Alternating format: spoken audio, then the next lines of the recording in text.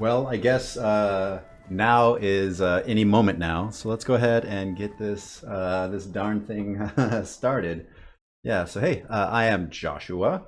Today is Sunday, which means it is the Delver Development Stream Day. Let me transition here, so you can find Delver at delvergame.com behind my head. Yeah, and again, I said I'm Joshua. I am the art guy for Delver. Delver is a first-person procedural dungeon crawler with roguelike first-person shooter and RPG elements. It is made by two people. It is a passion project. We work on this in our free time, which means we have more free time sometimes and less free time other times. Lately, I've been trying to do full-time on it, but that kind of comes and goes. Lately, or at least the past couple months, I've been pretty much full-time on it, trying to get this thing finished up. Again, likewise, some weeks have been more productive than others, and this is kind of me talking through this past week in development, what we have done and what we are working on this coming week. Let me think, what else? Oh yeah, we are still in early access. We are trying to get this thing finished up. I'm really hoping to get it finished up. I don't know. I keep saying this. I keep it's hard. I for myself, I just need to make some unique items and some card art, and then I'm done.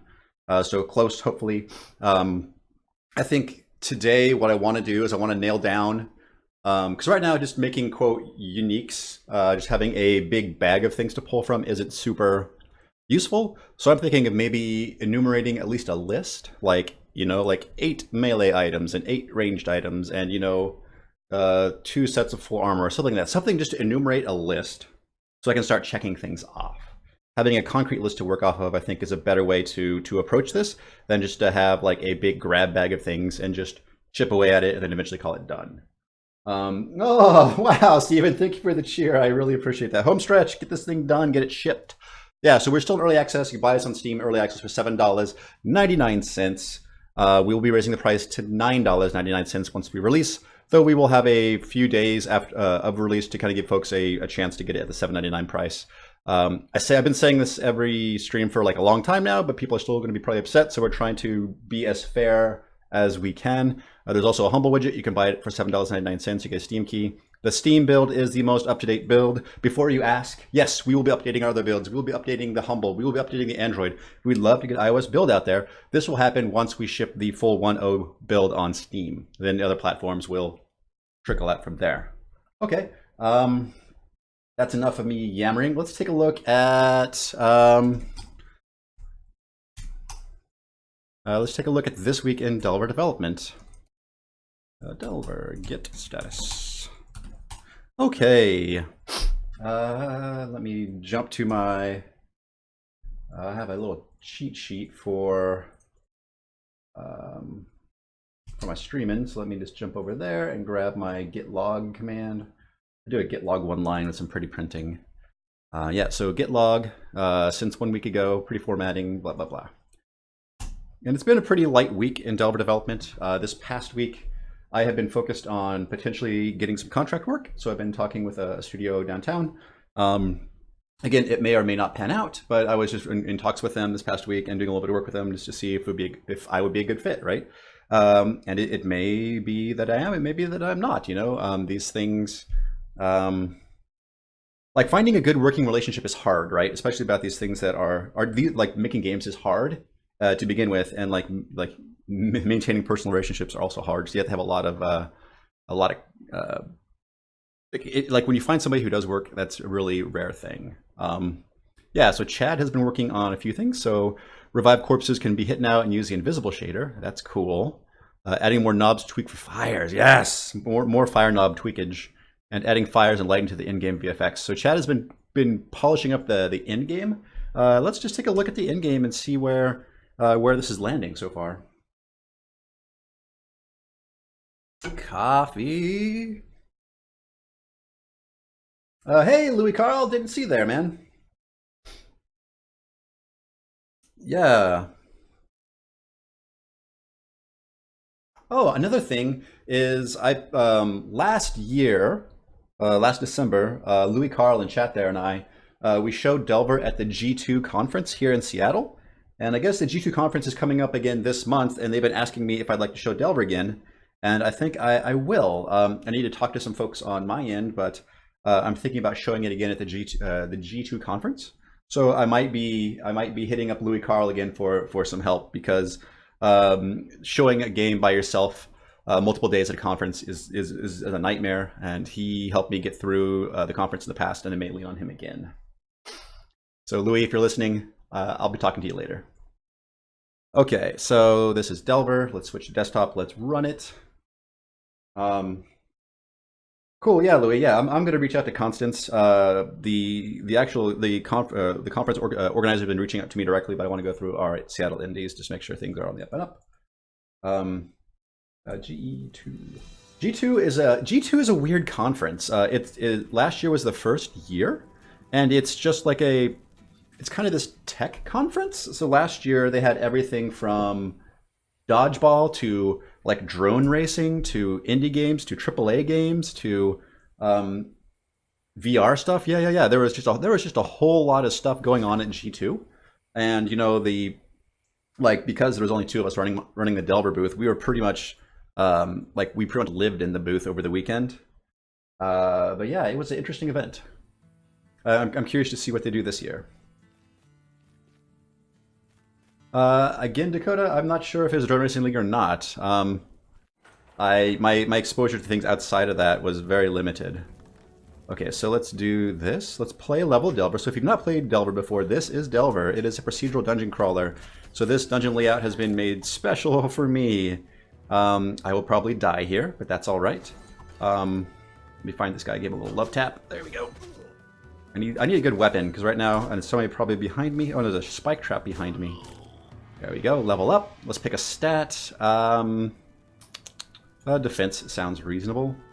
There are no goodies in here for me. That's a bummer. Oh, the bow, but I have no arrows. But we'll figure it out from there. Let's keep on exploring.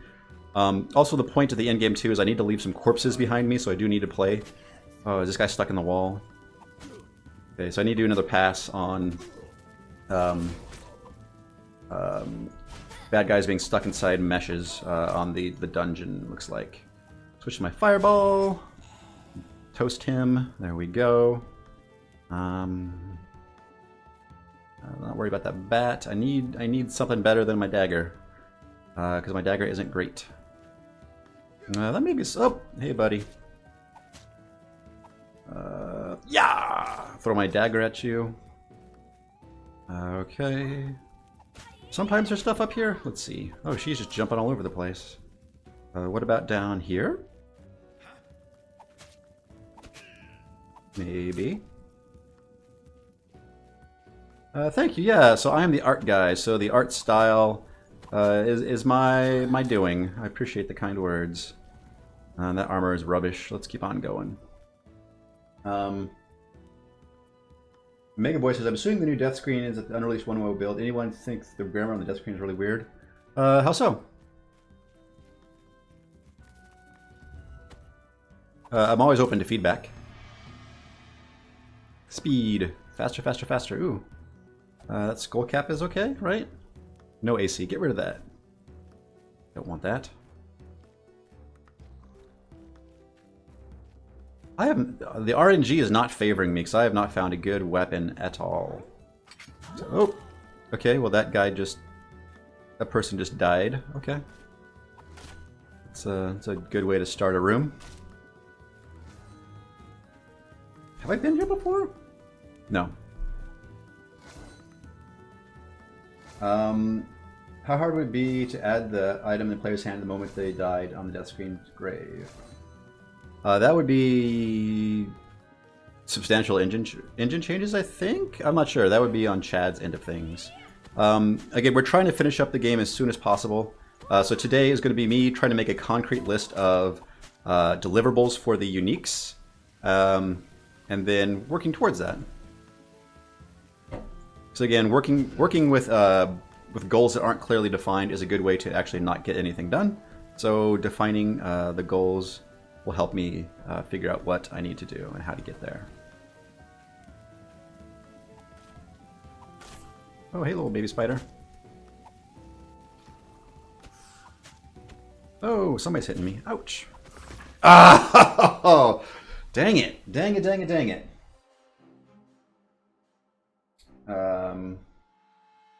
Yeah, no, we have mod tools. We have proper Steam Workshop support. There are some wonderful mods on the workshop. There are some actual mod makers here in chat right now. Yeah.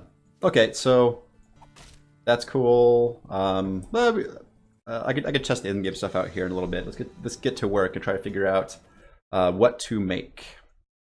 So right now we have one, two, three, four. We have 5 unique weapons. And let me just pop open Sublime Text here. Let's just start making lists, right? Let's look at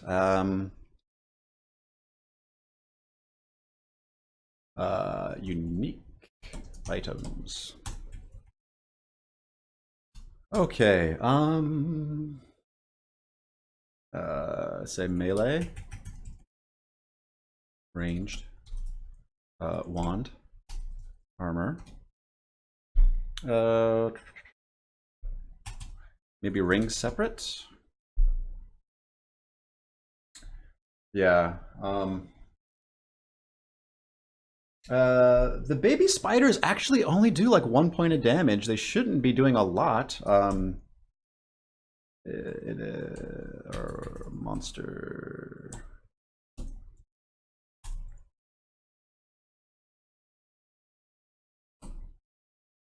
Yeah, so these baby spiders. Oh, they do 4. Yikes! Wow, maybe we should dial that back a little bit.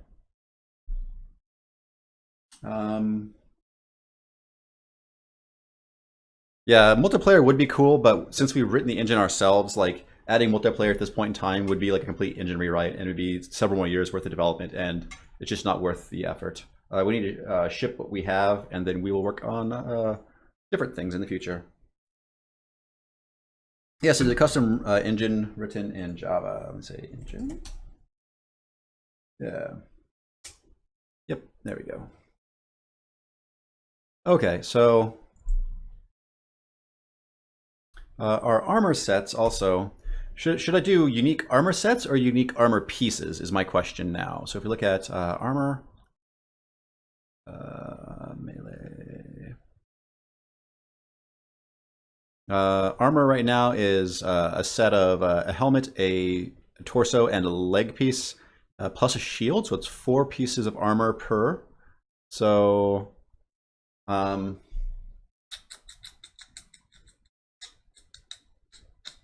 yeah. So folks are saying either sets or just unique armor pieces. So I think pieces would mean I make less. So I could do 8 of everything, right? That would be so melee x8. X8, X8, 8. So that would be 1, 2, 3, 4, 5. That's 40. 40 unique items. 40 uniques.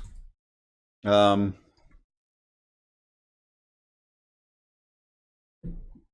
um, yeah, El Naco, I said that at the top of the stream, and people always ask this. Yes, once we release the final version on Steam, then we will update our other platforms to include Humble, Android, and we'd like to get an iOS build out there as well. Hey, False Park location. No in-game purchases. We just want to keep it simple. We want to have a game that you pay for and it's yours. There would be more uniques than normal items. I don't think so. So if you look at melee, there are 18 melee weapons, and there are 9, 10, 11. So that's 31. No, 18 plus 11 is 29. Plus 5 ranged, right? 5 ranged. Is it? Oh, they should be broken out on their own, right? Ranged bow. 5 range, so that's 34 plus plus the armor stuff, right? So that's 1, 2, 3, 4, 5, 6, 7 times 4 is 28. 28 plus 34. 62. There are 62 items in Delver. Let me see. Maybe that is too many. Maybe I should back it off. Let's do 6. That might be more doable. So that is 30, which I think is maybe a little bit better.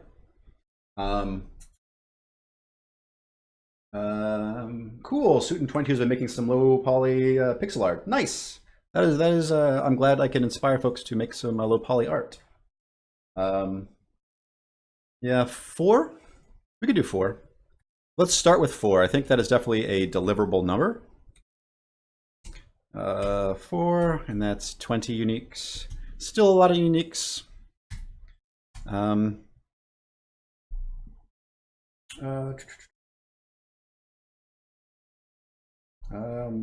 64 rings. No.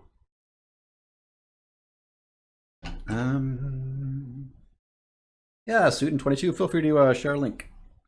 Again, I don't really restrict a lot of my channel because folks are pretty well behaved, and I appreciate that. 20 uniques. Okay, so we're going to have 4 of each. So with our melee, we already have 1, 2, 3, or 1, 2, 3, 4, 5. So we're already past that, so that's okay.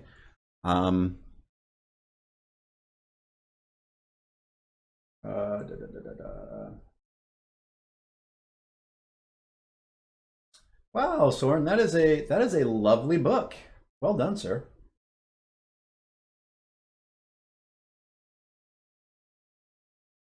Ooh, how do you like using Sprytile? I hear people say good things about it.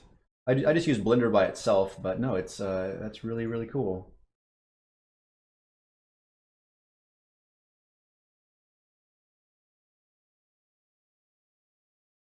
Okay. So then here we have a sword, a dagger, and a axe. The only axe in Delver. We also have the Forsaken, which is a sword-like thing. Ranged.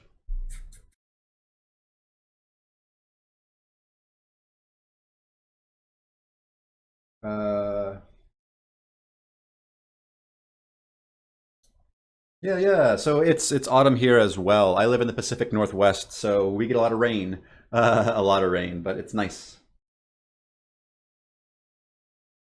But right now it's sunny and beautiful. Let me see. It's roughly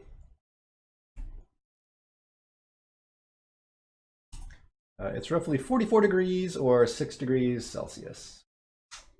However you interpret temperature. Forgotten. Yep, that's right. Yeah, Suitin22 says Sprytile makes things easier for building 3D models out of tiles. 6 degrees. Or 44 if you're in the US. Pretty sure that's right.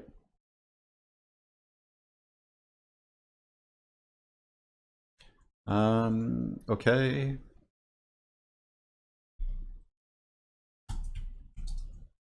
Ranged. These are most likely just gonna be bows, right? Bow. They have to fire arrows. Wand.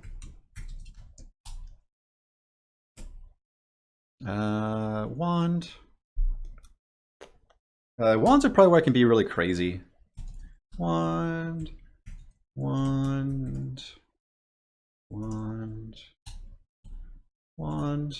4 pieces of armor. I'll do 1 of each, right? So helmet. Chest. Pants. And shield. And then rings. Ring.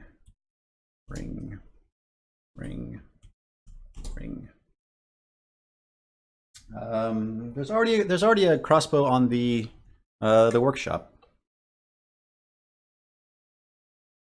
Chris has done one that works quite well. So melee is done with ranged. Yeah, so let me also take a look at the ranged, because if I recall correctly, I think I'm trying to exercise most of the properties already. Let's see. Javier says, don't forget about amulets. Oh, that's a good point. That is a good point. So, amulet, two amulets, 2 rings. Yep, perfect. Yep, I was thinking is the exact same thing, Javier. Yeah. Also, if you guys crave more weapons, Javier or the Labolio there in chat has made like the more weapons mod, which adds like 50 some odd. Like I've lost count at this point in time, but Javier has added tons of new weapons and he's balanced them out pretty well, so they actually work pretty well with Delver. And he's matched my art style very well also, so it just kind of slots in very nicely. So my goal here is not to make his stuff like I don't want to redo the work he's done. Like his work is cool and he adds like spears and other stuff people have been asking for. So his work, I want it to be good and I don't want to duplicate it.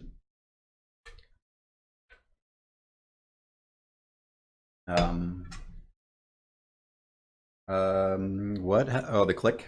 Yeah, I'm not sure what causes that.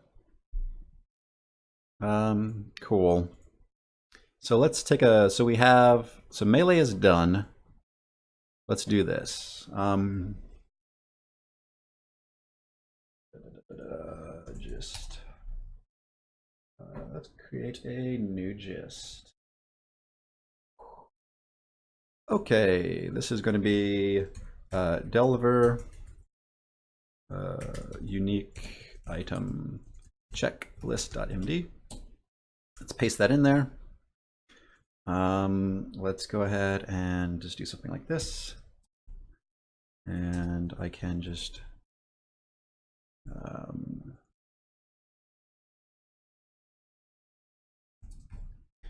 do a quick edit. The nice thing about Gist is you can use Markdown in it, and with GitHub Markdown you can actually do checklists. So this is sometimes if I just need a quick kind of throwaway checklist, this is how I do it.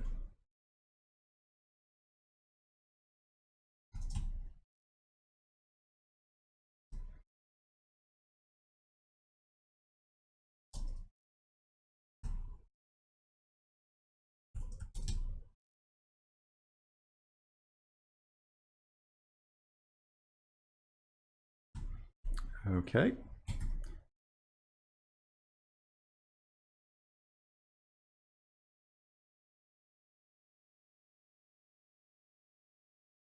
Okay. I think that's also fine. And create secret gist. Okay, and then we have, let's check off all this stuff. So it doesn't actually, it doesn't understand the concept of hierarchical. Edit. And you have to have the spacing correct, otherwise it doesn't recognize them. Update. There we go. So we have ranged and wands and armor and ring. Cool. So we now have a, let me see. We have 16 things to work on.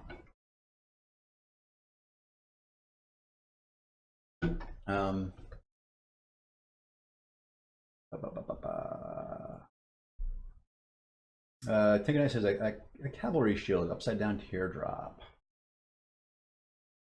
Okay, so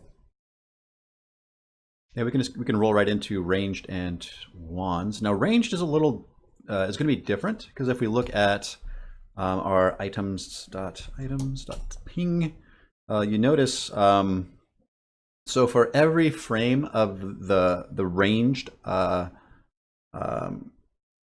item, it assumes it's offset by 8. So this is a little tricky when you build your sprite sheet. So if we start here, if this is 0, it goes 0, 1, 2, 3, 4, 5, 6, 7, and then 8. So you have to lay out your sprite sheet that way. It's just an engine quirk, but that's the way it is. Cursed wands or cursed rings, items that aren't really useful but just fun for something. Yeah, I want the uniques to always be useful. You can get cursed stuff like that just by the way our enchantment system works. You can get stuff that does bad things. Thank you, Dakota. Yeah, the axe was fun to do. Okay, so we have 1, 2, 3, 4, 5.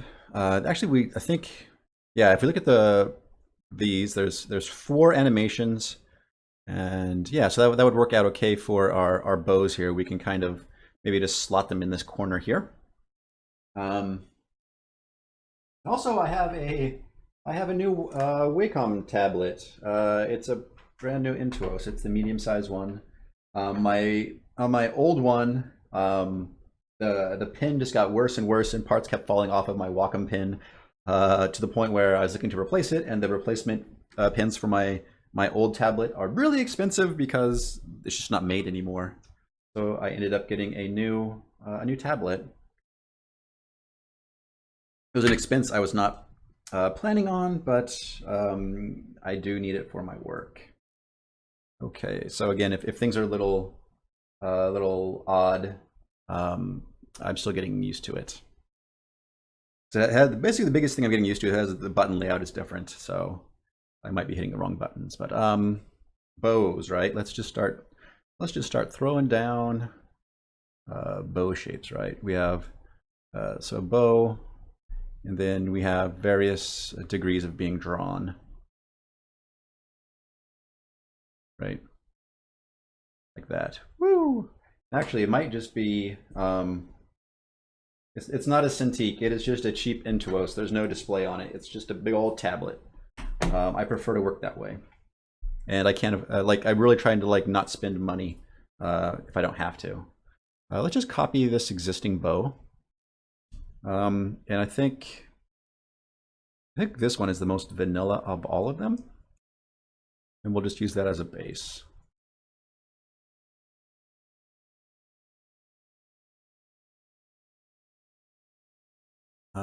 How do I have things lined up in here? Okay, so the bow rests in the bottom right.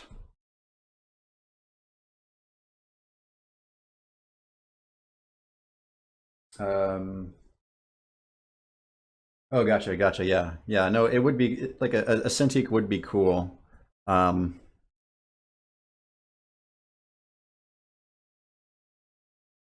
but I just like my big old tablets. Okay, so that's the bow. Um,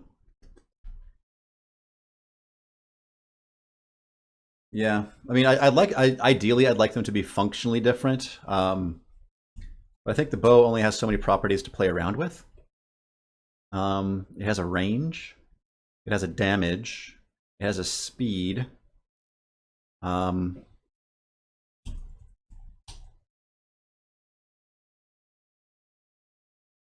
yeah, so so it has knockback, damage, range, and speed, and that's really the big. Those are the properties that we have to play around with. Maybe they could just be aesthetically different and not really worried about properties. So a bow that shoots fire arrows. We could hook that up, but basically it's just whenever you get an enchanted bow. We could certainly do that, I suppose.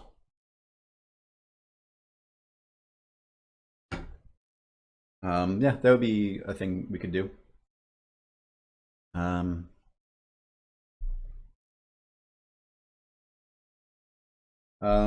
so what's the difference between a Cintiq and say an iPad in terms of screen? Why is it so expensive? So a Cintiq is actually not a standalone computer. It is a display device that has a pin input on it. So the iPad is like a little, it's basically like a little computer nowadays where you can run all sorts of apps and stuff on it. And the Cintiq actually requires a computer to drive it. Um, yeah, no, that's how we do the magic bows have particles attached to the arrows. That's how we do it. Um, yeah, let's just do Yeah, I guess I'm thinking maybe red and gold might be, yeah, like this. Like red and gold might be okay colors for a fire bow. We'll start there. Um, yeah, yep. The Huion have some pretty reasonably priced like Cintiq alternatives.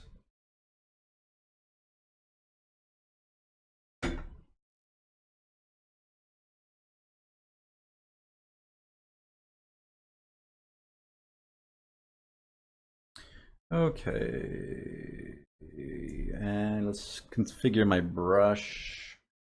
Um, did I thought I color picked something. Why is it? Is my mode? Oh yeah, my for some reason my mode is goofed. Why is my mode? There we go. There we go. Yeah. So in Photoshop, use the pencil tool and turn off the shape dynamics and the transfer if you want just vanilla like pixel art experience.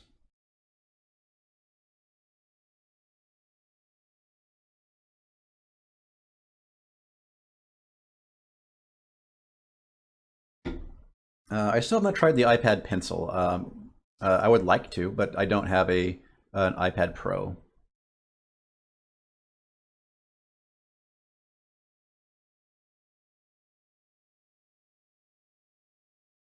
Um, Maybe this doesn't have to be a fancy shape. Maybe it can be just a normal. Right now, I'm just gonna do everything in this dark color here. I'm gonna focus on just getting the silhouette of the thing correct, and then we can detail it after we have the shape of the bow figured out.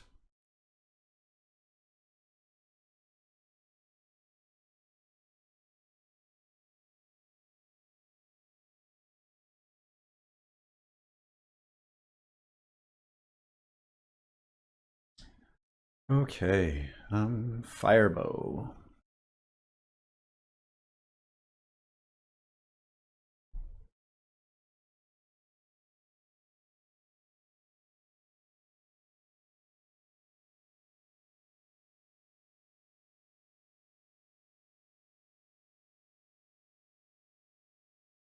There we are.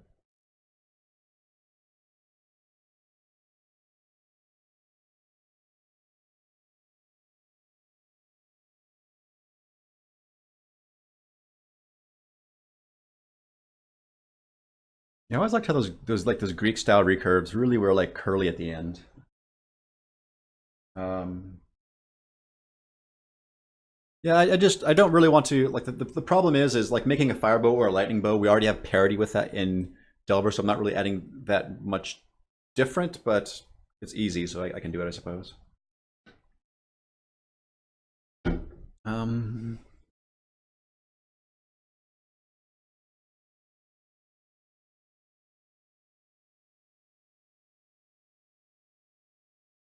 I make this one nice and curvy.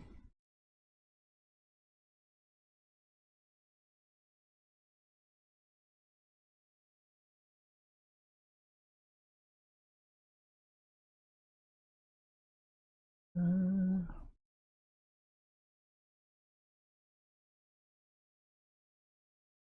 all right, let me real quick just grab my lasso tool and say let's just like that, delete that, select this, and Control J to duplicate, and edit, transform, flip horizontal, and then Control T. Just rotate this 90 degrees, I think is correct. Then I'll just kind of finagle it into position. And there we go. And then I can clean up the little gap here. I think that's a somewhat unique shape, maybe not super unique.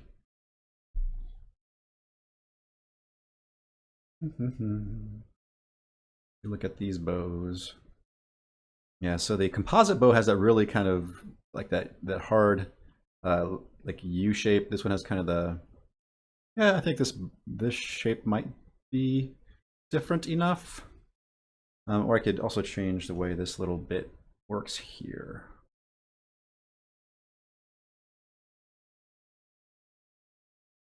make it like really curl in on itself, that could be all right. Okay, so then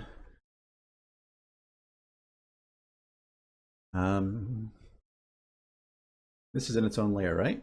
No, so let's grab this and Control X, Control V, and then let me see. Also, let's separate out the arrow, because the arrow is going to be the same, I think. That's kind of always how I've kind of gauged it, is just having the arrow live. Like the way the arrows are drawn back are always the same for each bow, then the bow just kind of animates around that. It's kind of my little heuristic to make my life easy. So Control J, and let's hide that. And just real quick, let's just clean up this arrow. I should really clean up one of them and then just use that maybe. Yeah, this shouldn't be that bad. Unless I goof it like I did. So there's still some spots down here I need to clean up as well. There we are. Okay, cool. And let's just make a selection on the arrow and hit Control J. And then let's just drag this down here. And then kind of correctly position it here. Then Alt-Shift V to make a duplicate. There we go. And I think we can. Oh, that was one too many. Okay, so now I can just, in this layer, I should be able to select all these and just delete them. There we are. And then Control E. Now we have our arrow being drawn back. We have our bow roughly how it's supposed to be. And also, I'm pretty sure the bow itself moves forward, but that's all right. Okay, so let's go here. Let's put the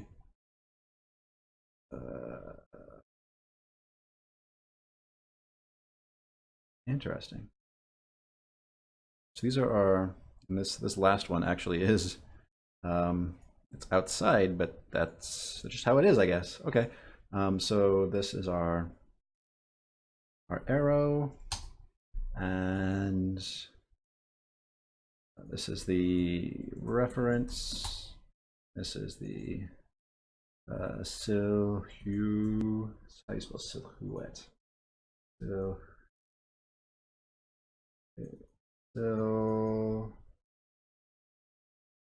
H-O-U-E-T-T, silhouette.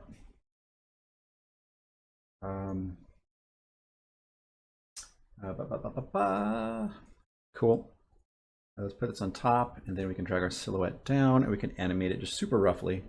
Yeah, and then I can just, on the silhouette, I can erase the bowstring for the time being. Then let's kind of just drag this, and as it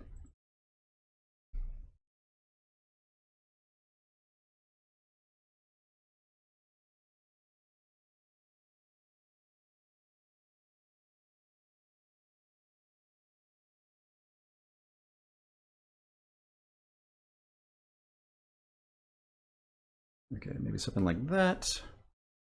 And then I want to, I'm just going to quickly lasso, actually I'm just going to lasso these and just kind of have them kind of slowly draw in, and maybe kind of use the other one as a ref to how much it needs to draw in.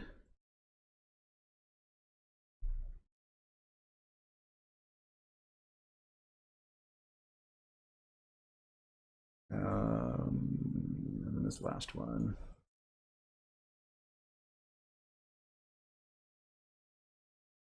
Okay. Let me think. Super rough. In fact, let me go ahead and let's do a file, save as, and then let's just go to, I guess desktop is fine, right? Let's just do ping, and let's do bow. Okay, and then let's launch open Pixel Edit, do some animation. So file, import, tiled, desktop, bow, yup, import. New animation, frame-based animation. Okay, and I think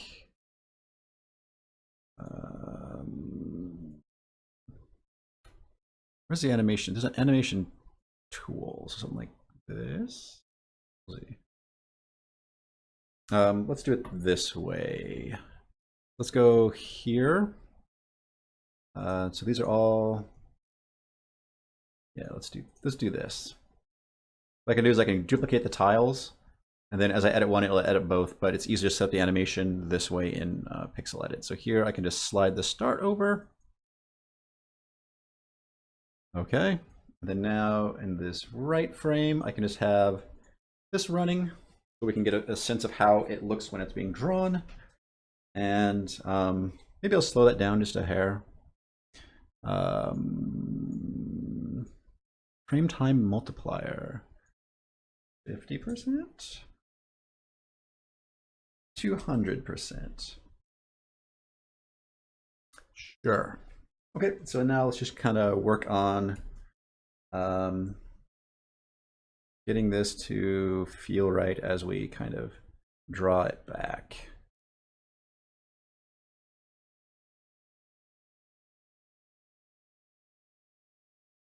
Yeah. And this is going to need to really kind of bend for it to feel correct.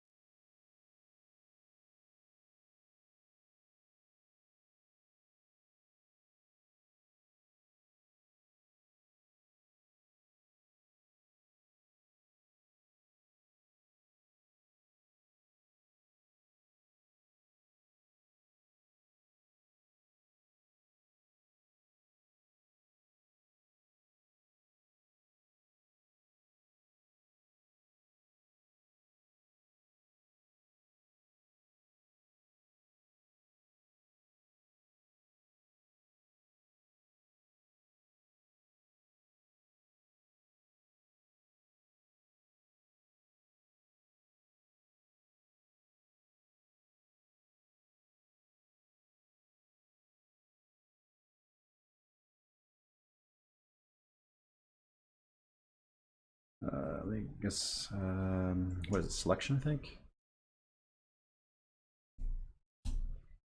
Okay.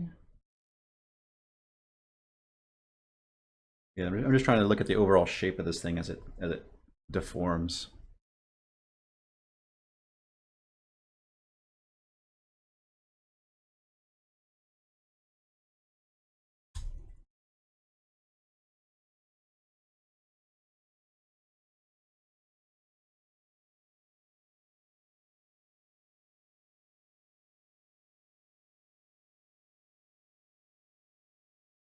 This last frame might be way too much of an exaggeration, so I can maybe pull this up a touch. It's still pretty exaggerated, and that's okay.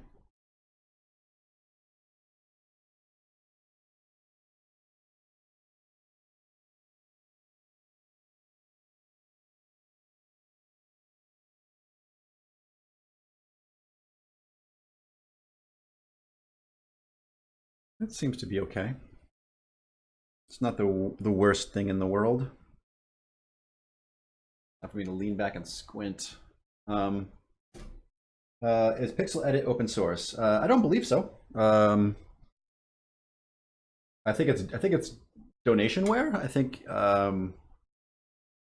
you can pay whatever you want for it. And I think actually, I think because the way they used to have a list of the top contributors, and I think that's broken. So I think now I'm just stuck forever in the top 10 contributors, which is kind of cool, I guess. There is a free version.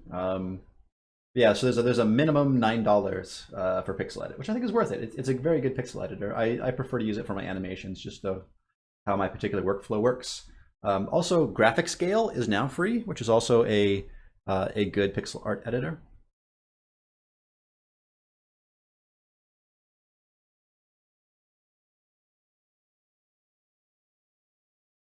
Okay.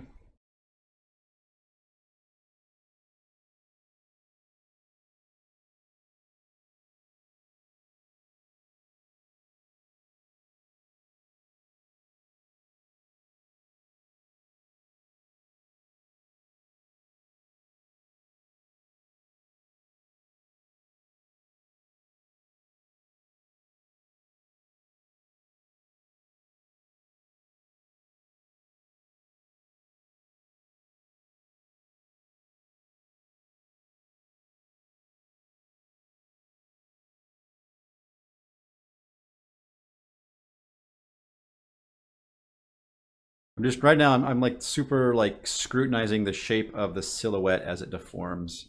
I'm trying to make that seem reasonable as to what it's doing.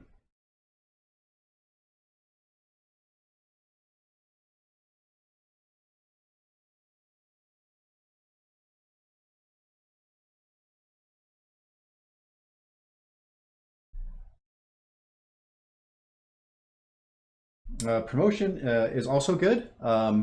I own promotion as well. I just never really use it, which is a shame.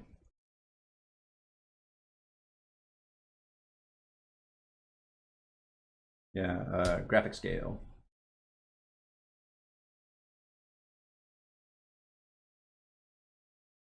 I did not realize that the free version of Pixelate did not support animation. I mean, I guess it just depends on your needs. There's also Graphics 2. Is that what it's called?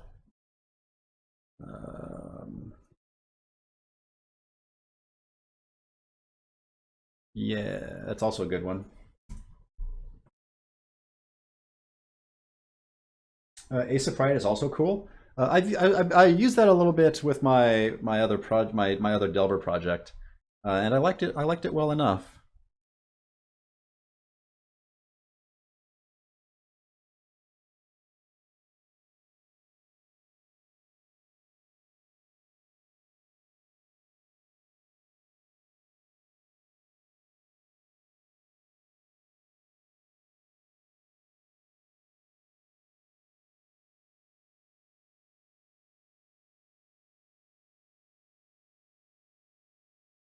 Okay, let's. That's enough fiddling. Let me.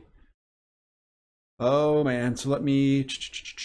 Can I just? Is there a quick way to do that in? Let me just go through and delete this half of the animation.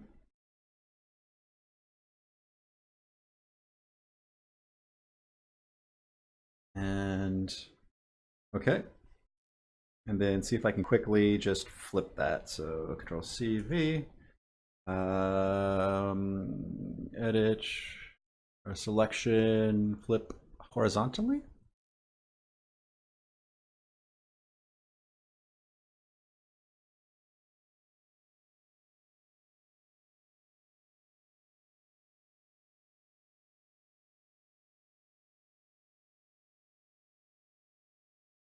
Okay, so there it's there. Okay, edit or selection, flip horizontally, and Control T, and then rotate this by 90. How do I snap? There we go. Shift is how I do that. And Control T, and let's just shimmy this into place. That does not look right.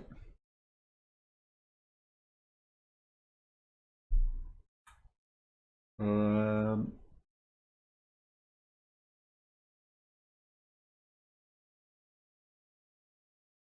the arrow is not centered. That is what's going on.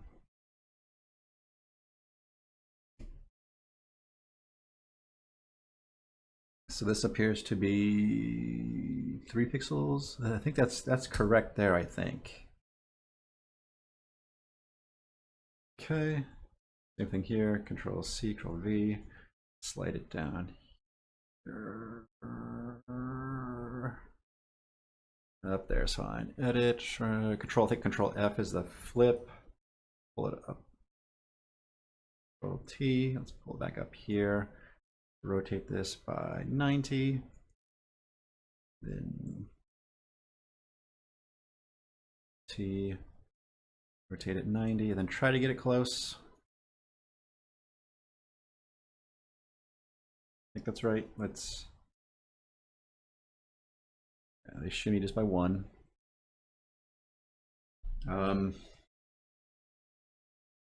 Hey! Hey, Felix. This is working on some unique items for Delver. Also, congratulations. 1 week and you're done. That's awesome.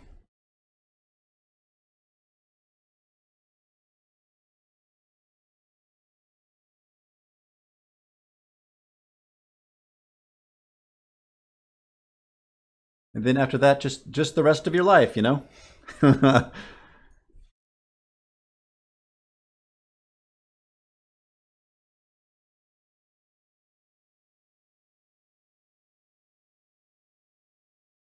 Does that feel right?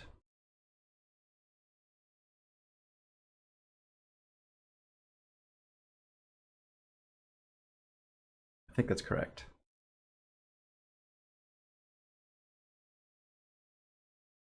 Let's commit that.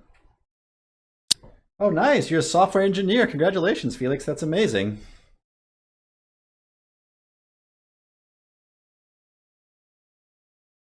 Did you get a job at a Python shop? If I may inquire.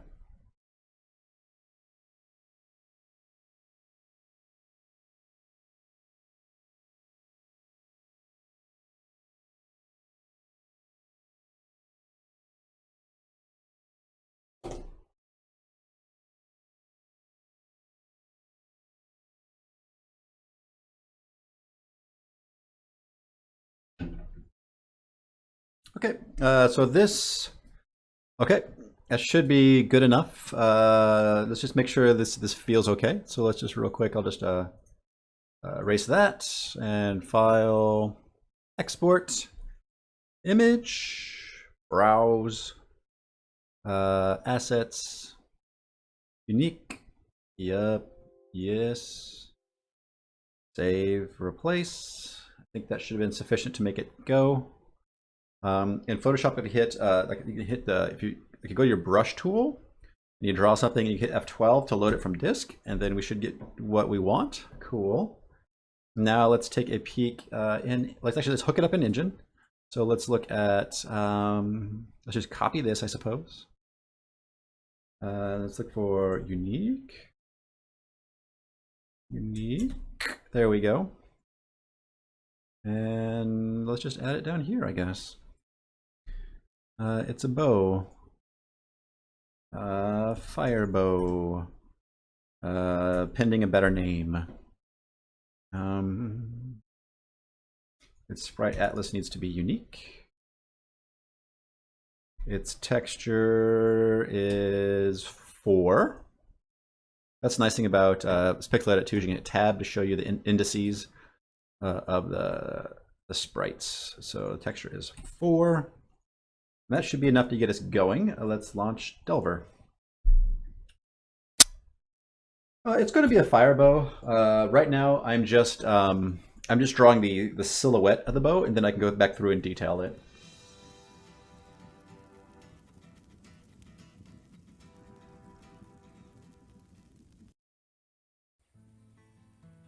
Cool. TypeScript isn't so bad. I've written a little bit of TypeScript in my day.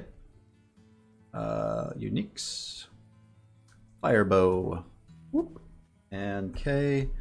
Ranged. And give ourselves some arrows. And let's go to here. It can be kind of hard to see, but let's just. That looks passable. Yeah. Okay. So let's detail this sucker, shall we?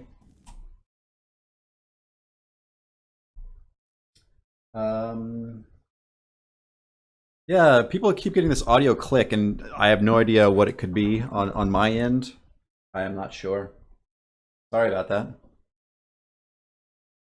Okay, so let's start thinking about what this should look like, I guess.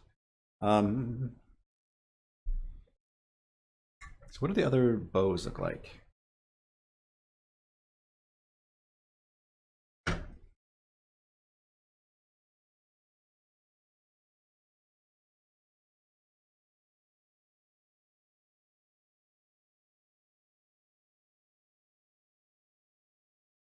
The language, there's no operator ordering. There are quite a few languages that have no operator ordering, so you have to use parentheses or other ways of denoting operator precedence.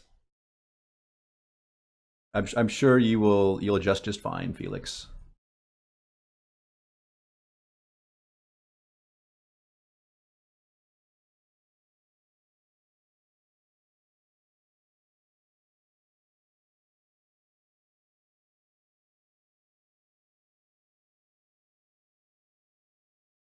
Try to think of maybe some sort of fancy gold inlay might be nice.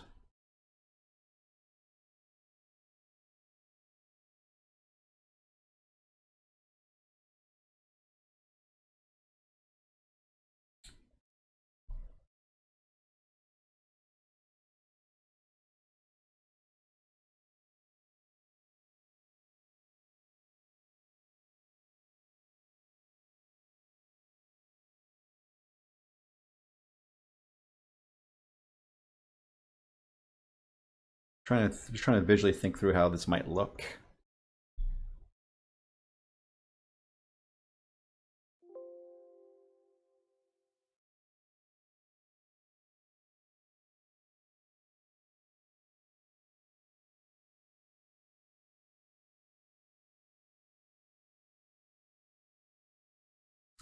And I think it maybe should be wood underneath, perhaps? Can you please animate the handheld bow with flames? I can animate it with... I could put particles on it. That would be a thing.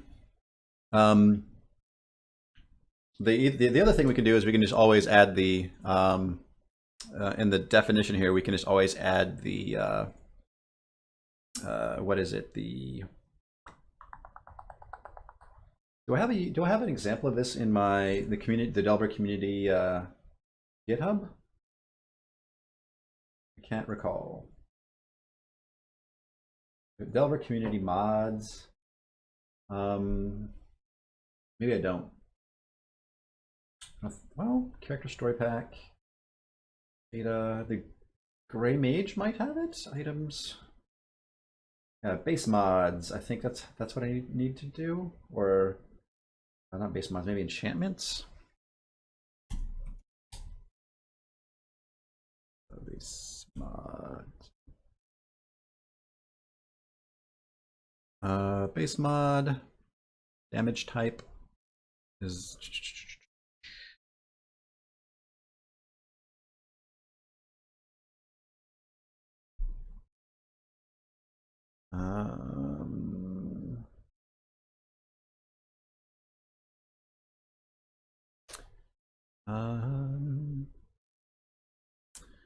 Yeah, I think just adding the damage type should be sufficient. Let's check that out.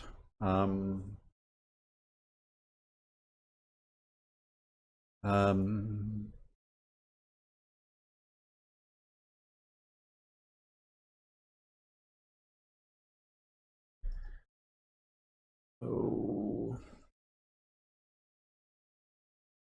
there we go. Damage type, and it should just be fire, I think. Next.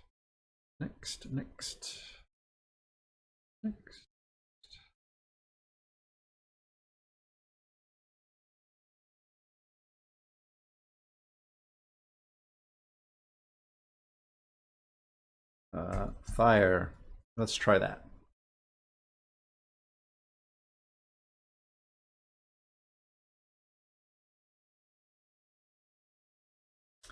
Flare. Maybe.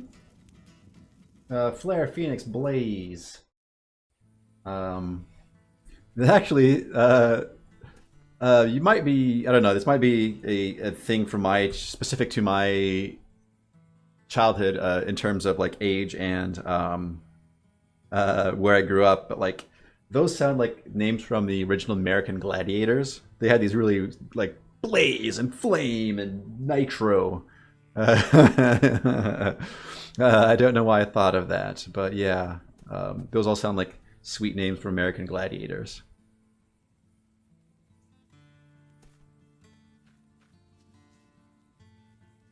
Yeah.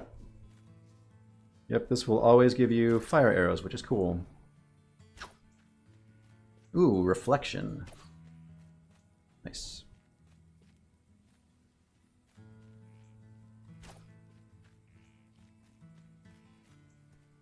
There we go. Easy enough to hook up.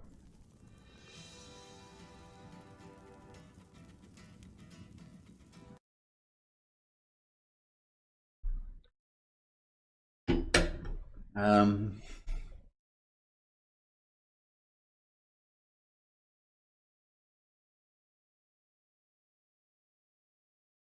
Ashen is not bad.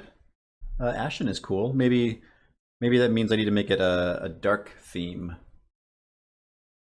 It could be all right. Kind of going with maybe have these. This looks here, right? So let's grab this color. Just that's the exact same color. Is it? I think it is. Cool. Take care, Tengu Knight. Oh wait, Dakota. Yeah. Thanks for popping in, man. Hang in there. Have a good week. I should be back to my normal streaming schedule this week, so I'm pretty excited to do that. I have missed streaming. I like working in front of folks and talking about my process because I guess maybe not a surprise, but like talking about your process while you perform it helps you understand your process better.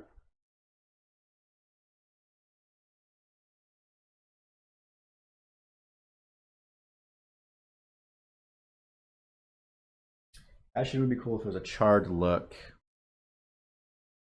It might be hard to communicate, but I will keep it. Maybe I think the dark and the gold will be cool. Let's see. Also, I think also on the bombs here, I introduced a few new gray colors. That might be helpful as well.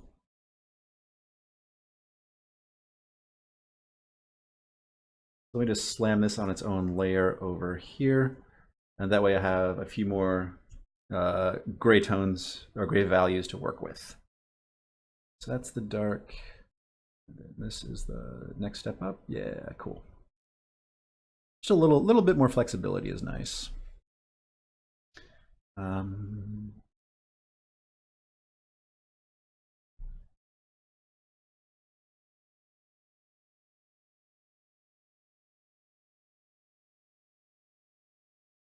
much shading do I have on these bows is my other question.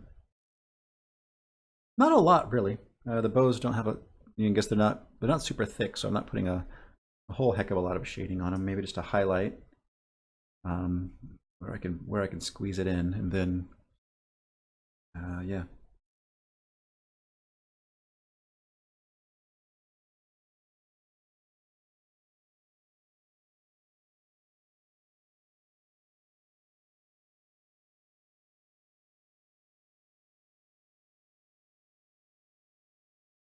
Cool. Alrighty. This one to worry about now.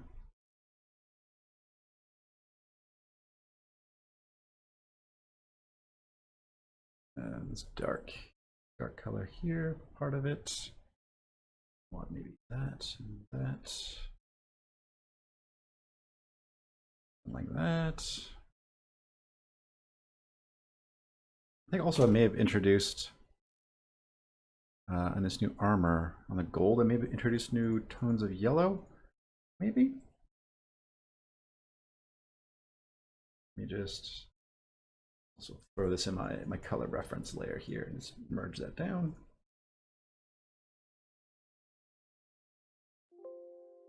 Yeah, I think I do. Nice.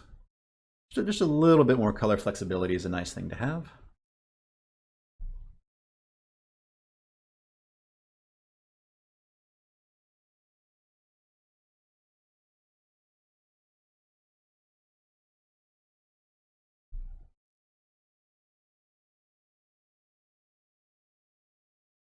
Actually, this might be wood here. We'll see. Yeah,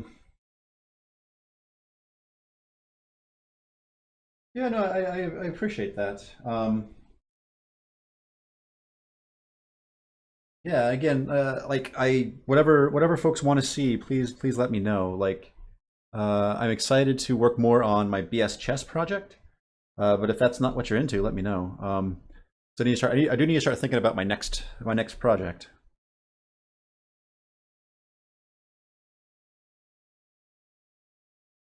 Okay, let's do this. Maybe you should live there, and then have a like that, like that. Maybe this darker gold here.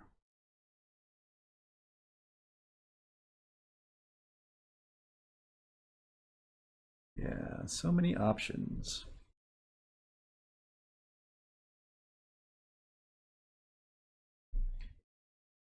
There we are.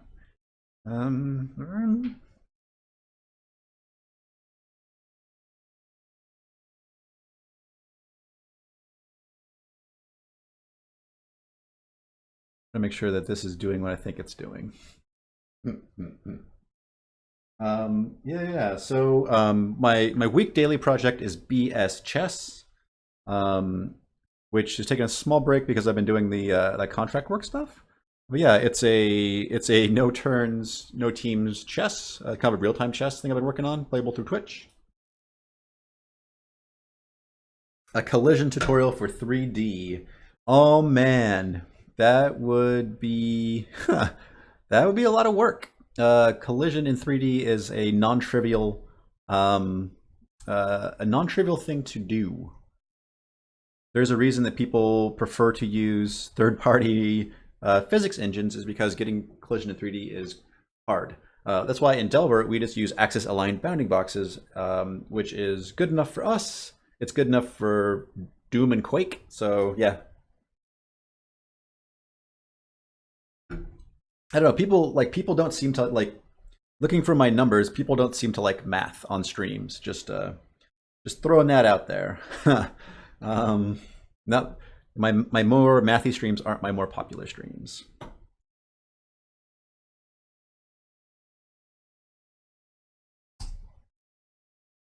And not that I'm trying to, not that I'm like trying to win a popularity contest or anything, but I'm just trying to be mindful of like where my time goes.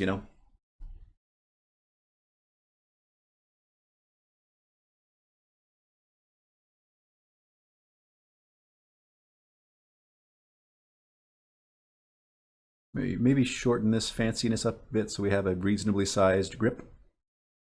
So we do have to hold this thing at the end of the day. Looks like, oh, I goofed the paste on that, didn't I? There we go.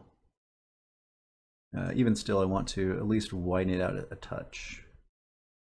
I think they all have relatively good sized grips. I want to keep that. And then just a little highlight along the grip.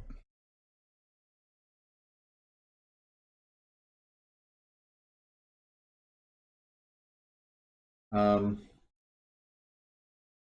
I know Felix, you'd like math. There are folks who dig it, but I think we're in the minority.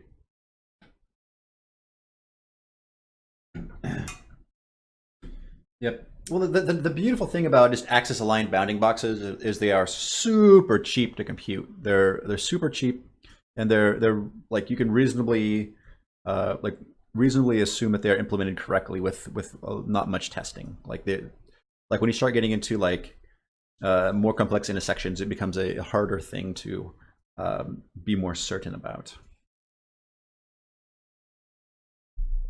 Looks very heavy. Yeah. I think that's all. I think that's okay.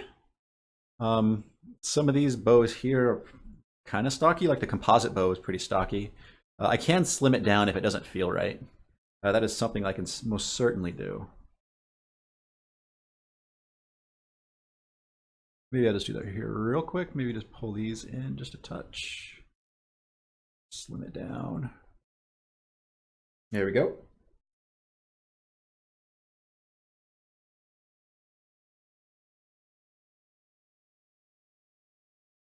Cool. So what kind of, I think, I'm going to keep the grip probably black as well.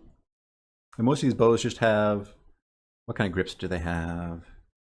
Just some sort of stripy grip usually, or the solid grip is kind of how I've done it. Just because it reads well at a small, on a small area. So let me just do a stripy grip, I guess. Okay. Just kind of call this out. And maybe make this in-between bit darker. That is the darkest I've got. Okay, then maybe pull this up. There we go. Pull that down. That's that. Like that. Like that. Just do a little AA here and there, which is anti-alias. Is this? Yeah, there we go. So then I can just do a touch there. That stripe there, just a tiny bit there. Maybe have that all the way dark, or just dark is okay. I think that's okay. Maybe replace that there. Place that like that. Just have the dark kind of be next to the place where we're actually where it meets the actual, like the material separation can be darker, I guess. It's probably okay. I think it looks okay. Yeah, hopefully it's an interesting bow. Maybe I should call out these dark bits, like try to maybe a little bit more consistent in how I use them.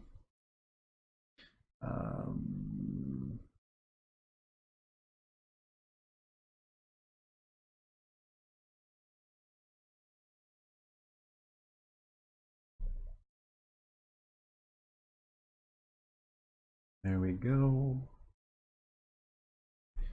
Alrighty. I think it looks okay. Not a lot of contrast on the actual bow part itself.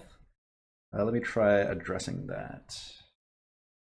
New layer. There we go. I remembered my shortcut. Okay. So what if I just did this and pulled that there?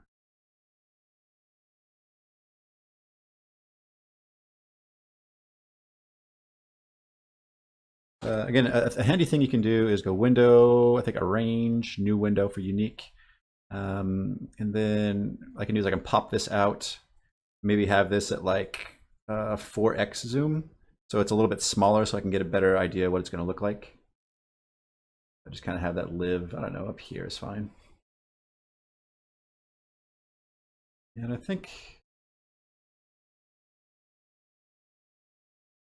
I could go with that route, or I could pull the highlight higher here. That also will increase the contrast of the bow a little bit.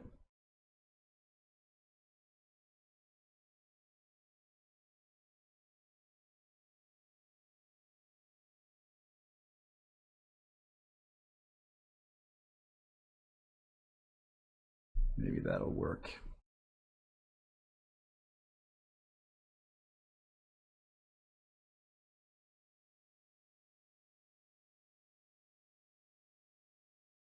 I think that's looking okay. Kind of stepping back, trying to look at some of the AA on this part. Make sure it reads okay.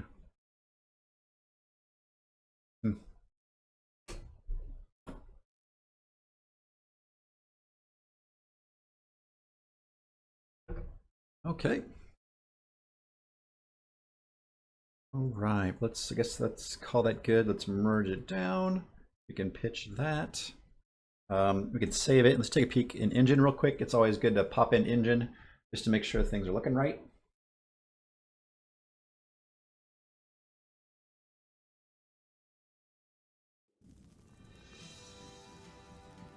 Cool. And play.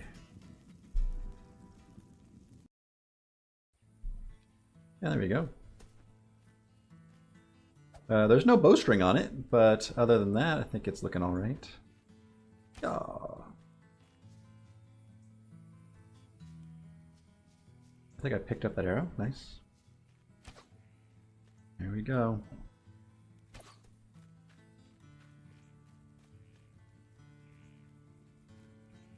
And it broke.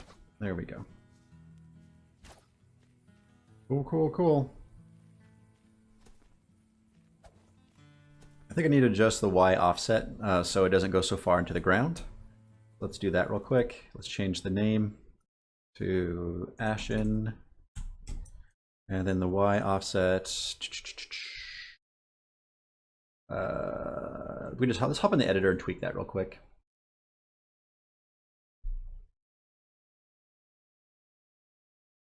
The fancy pixel shader with illuminated edges is for like the magic items, not necessarily unique items. That is a thought. We might want to add that to uniques. I don't know.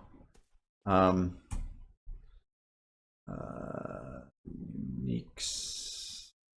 Let me try. So if I zero it out, what direction does it go? I always forget. I am forgetful. Uniques and Ashen. That went down. So let's go the other direction. Let's go minus 0.25. And see what that looks like. Uniques and Ashen. Is it changing anything at all? Do I need to restart my editor? Let's take a peek. Minus 0.5 should be significant. It should be reading in from the, yeah, let me try restarting my editor.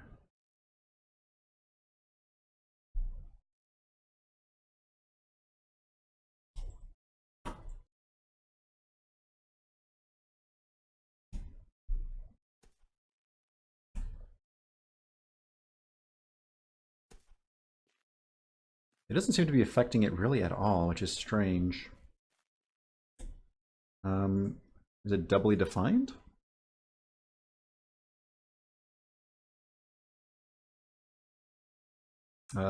Minus, or how about 1.0? Let's try that direction.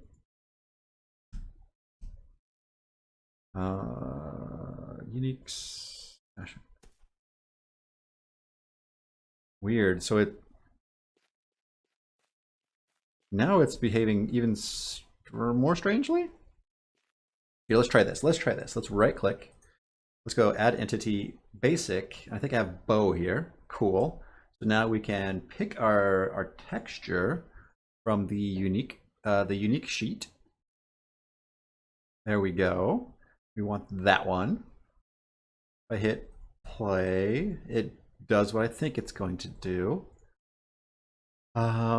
Its property Y offset. Let's make that 0. I hit play. Okay, it looks like that. Make the Y offset -1. It still looks exactly the same, except for I made the Y offset +1. It still looks exactly the same. So I think Y offset doesn't affect weapons the way that I think it ought to.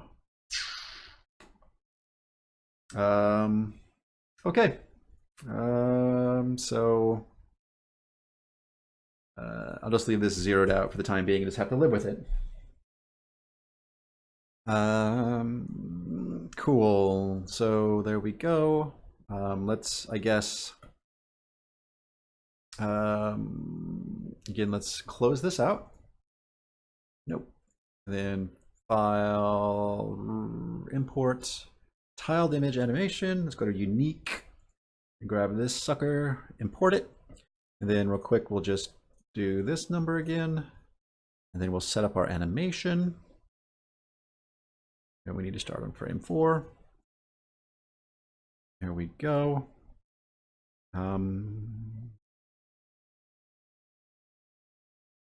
Okay, and it's time to draw. Luckily with the bow, we only need to draw half of it, and then we can flip and mirror the rest of it. Okay. So let's just do something like that, because these are the views we really care about. And there we go. Okay, so first frame. So let me just grab the dark for this gold part. And I really think it should be bending like this, maybe?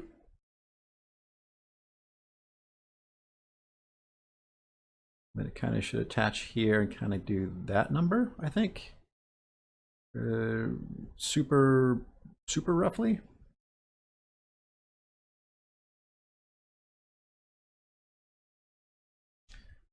Let's select this dark gold color too.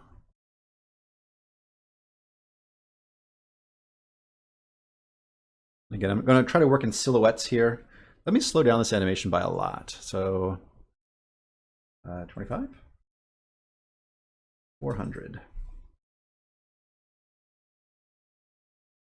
200. And also I will flip back and forth. It uses the greater than less than keys or the period and full stop or the comma and period keys depending upon what you are used to. I think this needs to arch a little bit more. I think. And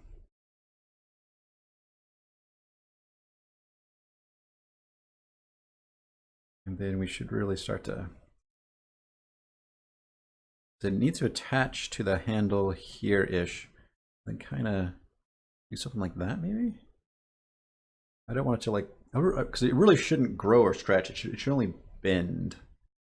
So maybe all the way out to here.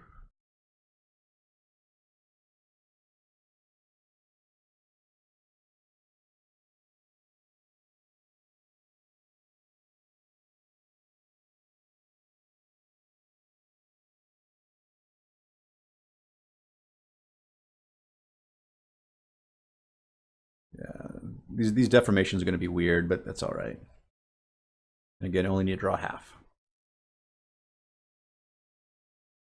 How do you move the camera up and down in Delve Edit? Yep, Q and E is correct. Thank you, Felix.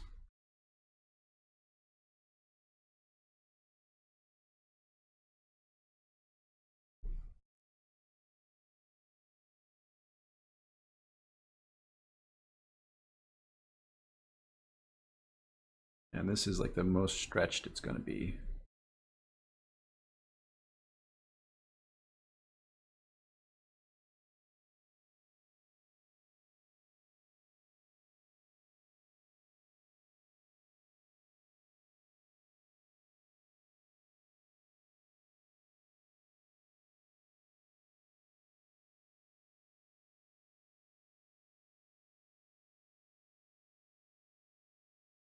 Okay, and then this little thing at the end should always be, this shouldn't really change too much. I think I should uncurl a little bit as we go, but that's about it.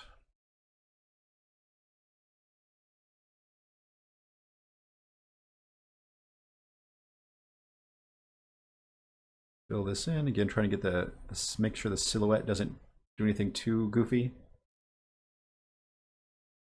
I think, yeah, we don't want it to get smaller per se.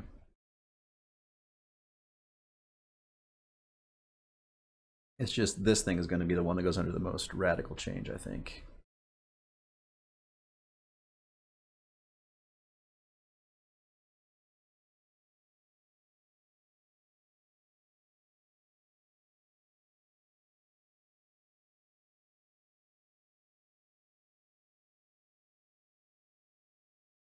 I think that this might be too far. Let me that.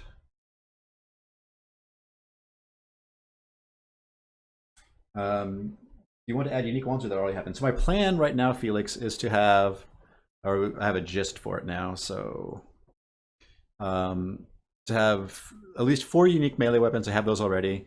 4 bows, 4 wands, 1 of each piece of armor, and 2 rings and 2 amulets is what I'm going to consider good for my unique feature.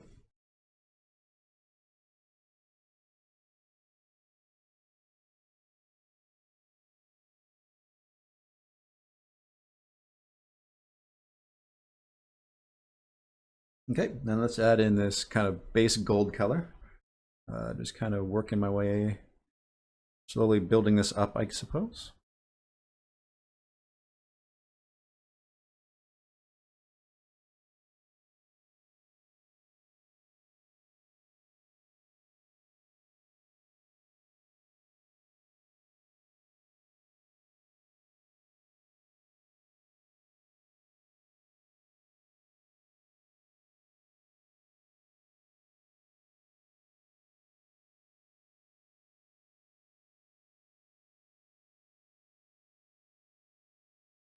And also, yeah, it's a lot of artwork.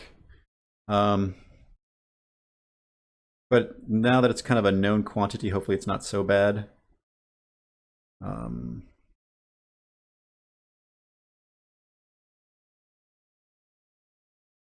Actually, I think this falls right along the edge of the arrow. So that should just kind of continue on from there, I think. Let me see. So here, here, here, here, here, then here, here, here. I think that's correct.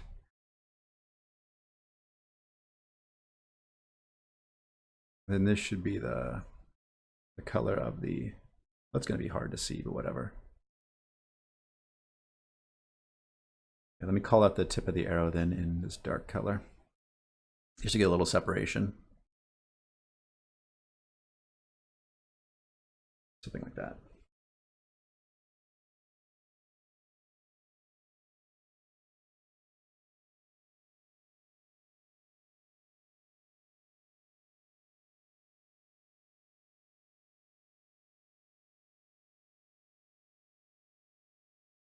Okay.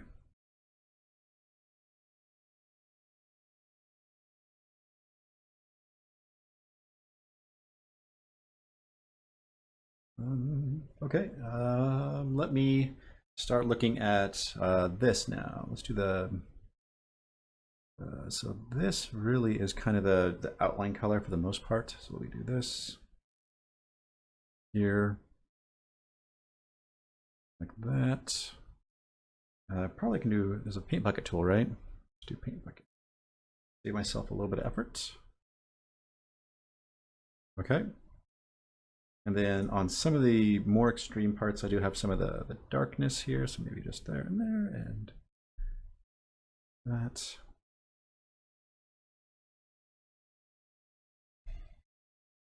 Okay, up here, and here maybe. I also have it where the gold meets the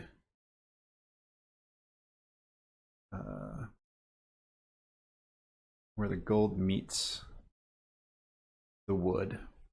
Okay, let me just drop this kind of middle color now for the wood as appropriate.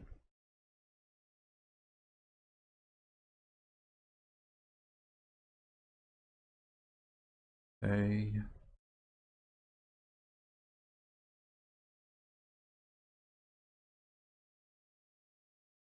I'm slowly working, trying to be methodic about it so I don't miss things or goof things up.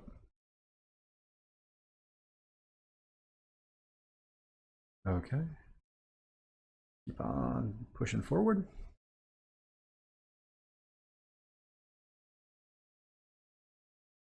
Okay. Yeah, that change of this seems like a weird volume here, so let me kind of thin that out just a bit.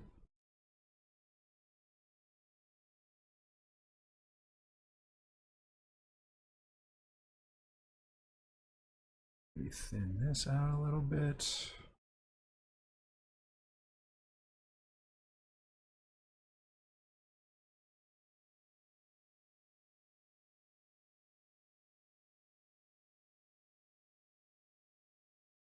Okay.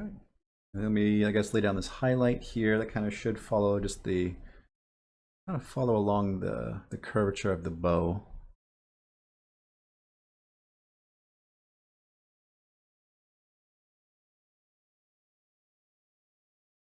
And then at the most extreme,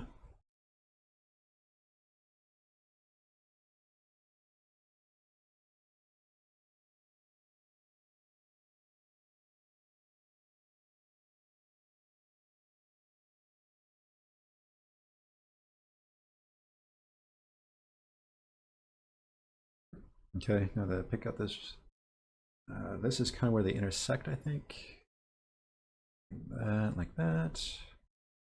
Quickly do that.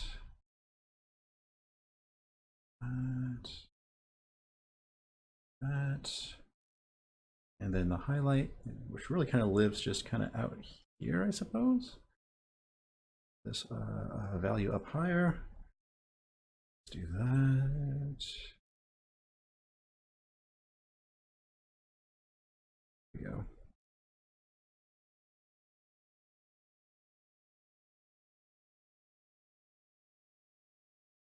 Yeah.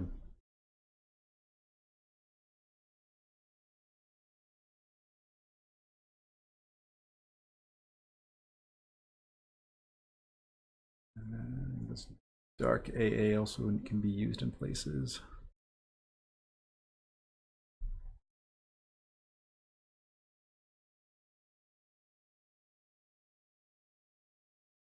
Namely on the bottom. That's where the light hits the least amount, so that's where it makes the most sense, I think.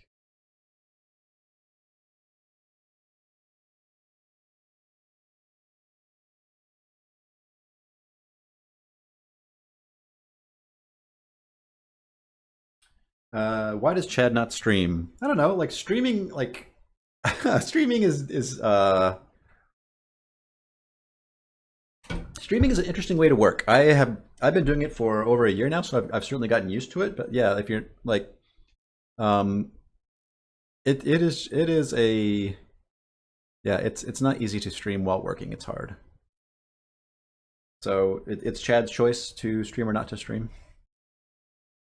I kind of did it as a way to communicate with the Delaware community as to what we're working on.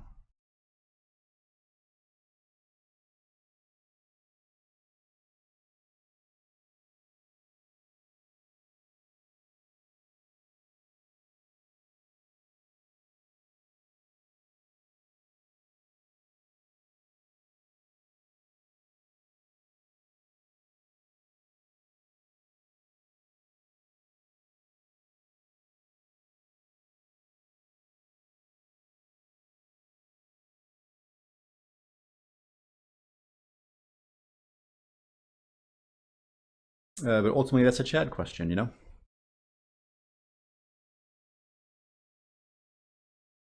Okay, so this actually looks like I can just, might be able just to cheat and just copy and paste that all the way down. Let's see.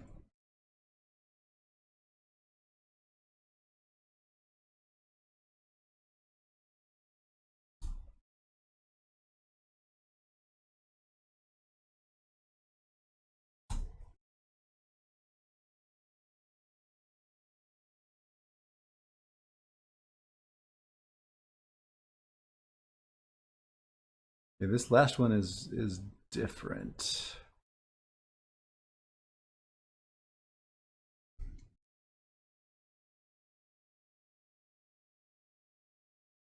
this requires a little bit of touch up, but nothing terrible.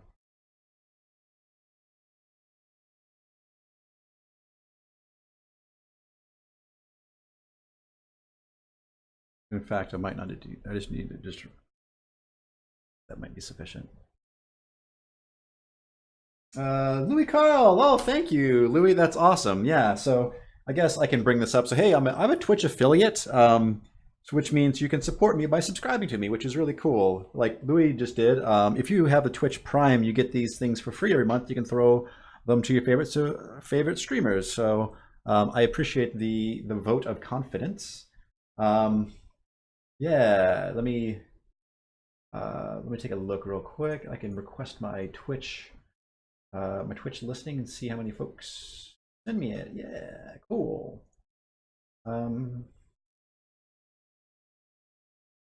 Yeah. So yeah, I try to stream on a daily basis. I'll be getting back to that this week. So there will be 5 more. Usually I do 6 streams a week, which is a lot, but usually pretty short. So hopefully they're digestible. This stream tends to be an art stream. My other stream tends to be more programming. Please let me know which you like. You also get access to the stake emote is a thing you can do when you subscribe. I also make weird Twitch games, so you get the games I make for Twitch, you get preferential treatment. What else? Okay, let me put the highlight here. Yeah, and it's just a nice way to support me and say that you like the weird stuff that I'm doing. Again, I don't make a lot of money off of Twitch. It's pretty small, but I appreciate the support, and I think I'm going to use it to put towards equipment, or maybe going to conferences. I'm not sure.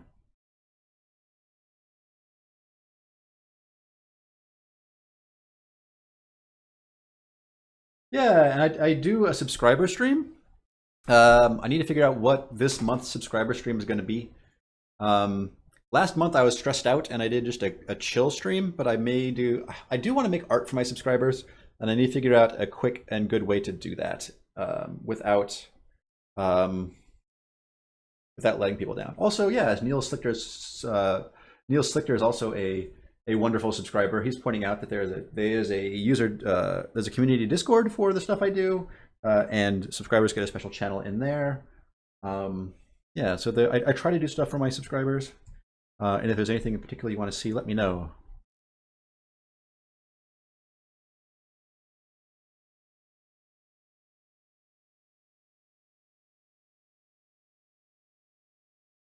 I am very happy to share what I know.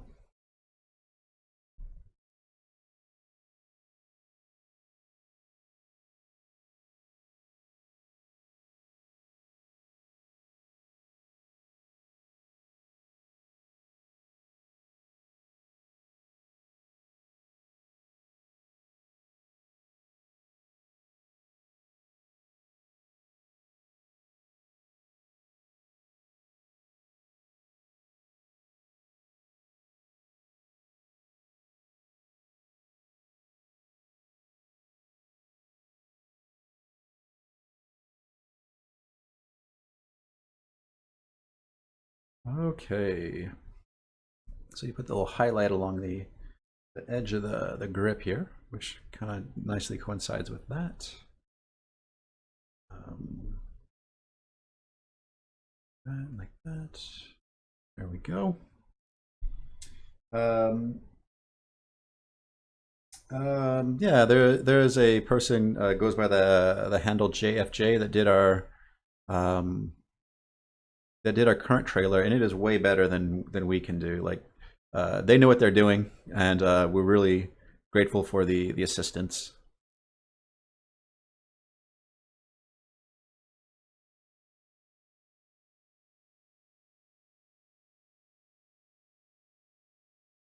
I mean, we have a very supportive community that really has kind of, helped us stick with this project over its lifetime.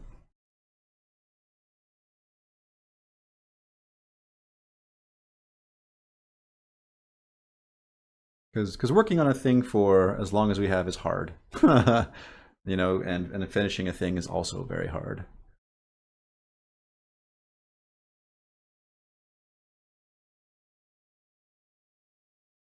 How weird does that look?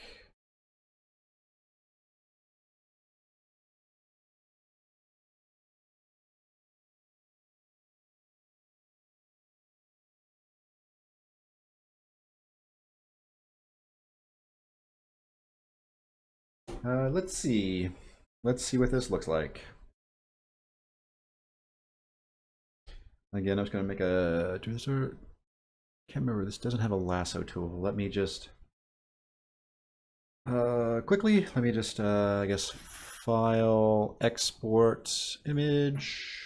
Should be browse. Unique.ping. Yup. Save. Yep. Then let's launch the editor and see what we got.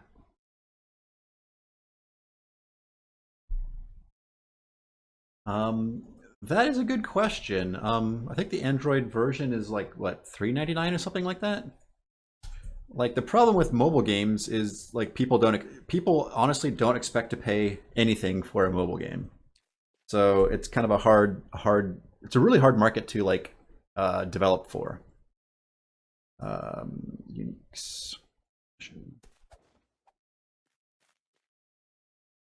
Why are you not playing any of the frames?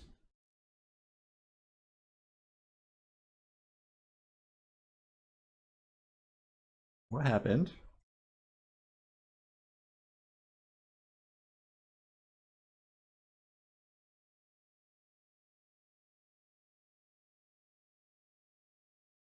Hmm. If I run desktop, is it any different? Yeah, Neil, it looks like it was only playing the oh. It does that if you have no arrows. Duh. So yeah, it won't actually yep. So if you don't actually have arrows, it won't. Yeah, I don't think that's probably not the worst. And it's a cool like gray and gold bow. Yeah, there we go. So let's flip this and call it done, right? Um, yeah, so let's just zoom in and let's make a lasso selection as best I can. And Control J, Control T. There we go. And edit, transform, flip horizontal. Then just line it up right there. Merge it down, and then I'll clean this up by drawing. I guess I could quickly do that too. Nice says, what if you made it so that it would be free and have an ad play for every level up, and you could just purchase it to get rid of ads? I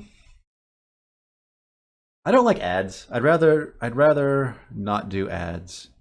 Unfortunately, that's kind of the reality that we're at with mobile games, but I'd just rather not have ads.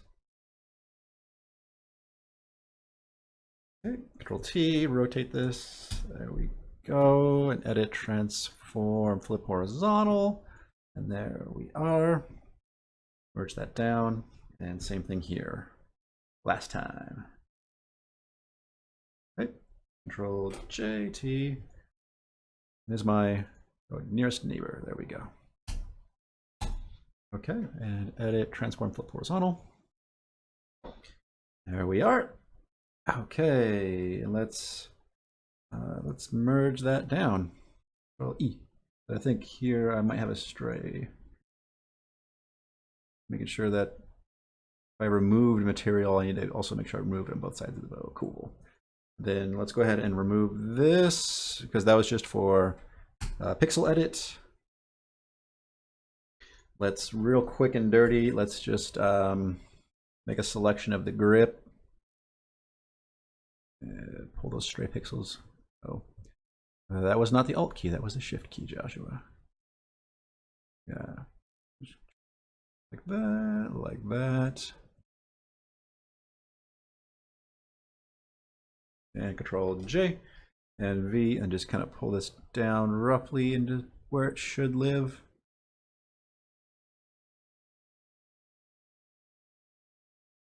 I'm just trying to just do a cheaty quick. Yeah.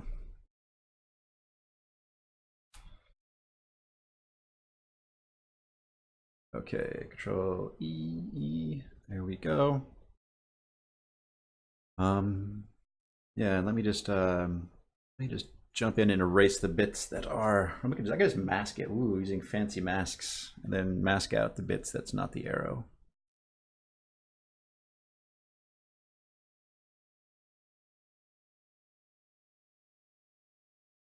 Okay.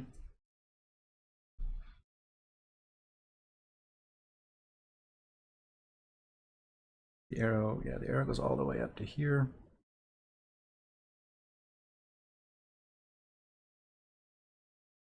Yeah, I think I'm gonna have to call out bits of the arrow in a darker color so you can actually see what it's doing. And then same thing down here. The tip is right there. Cool. There we go. Let's apply this layer mask. And then grabbing this darker bluish gray color, I'm going to use it just to add some separation between the grip and the arrow, just so it's a little bit more distinguishable. Okay. John Joe 12345 6 says I would have thought the majority of mobile games are kids who obviously have less money. I don't know if that's true or not. I think everybody plays games on mobile. I just don't think anybody expects to pay money for it, which is the shame. I'm sure these analytics exist because mobile developers love analytics. Okay, so let's do something like this to there. Just pull it 1 pixel in. There we go. There's our bowstring, and it should go from. Actually, let's put this on a. Okay, let's put this on a different layer. So let's merge that down. Let's create a new layer and pull it under. So then we can quickly.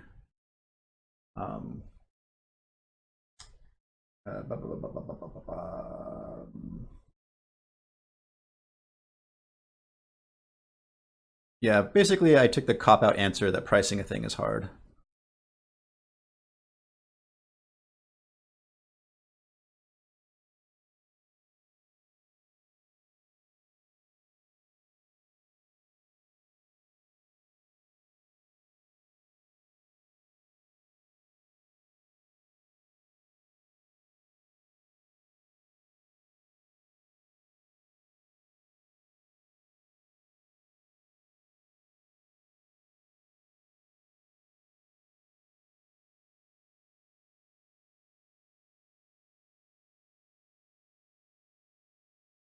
Yeah, I don't like ads. But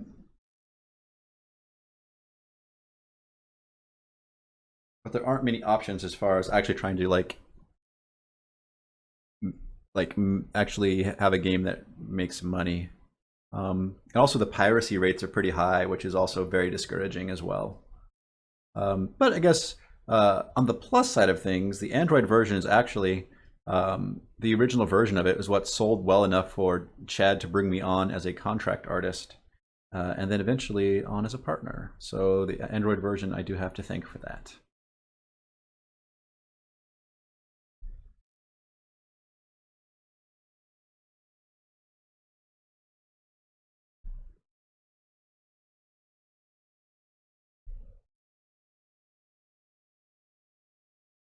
Okay, and then just a little bit of this lightness in here. I think I just use it mostly towards the middle. So let's just do something like this.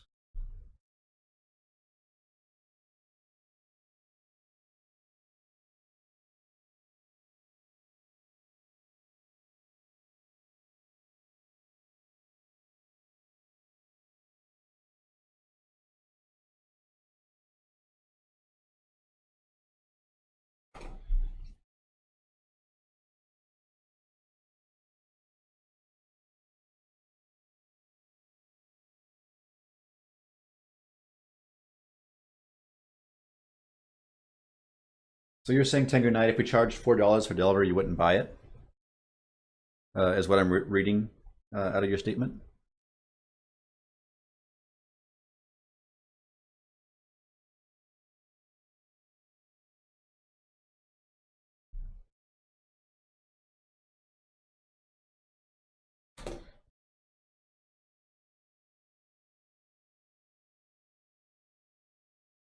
Okay, let's see what that looks like.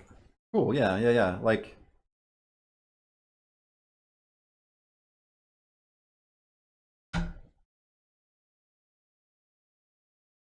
yeah, some mobile, yeah.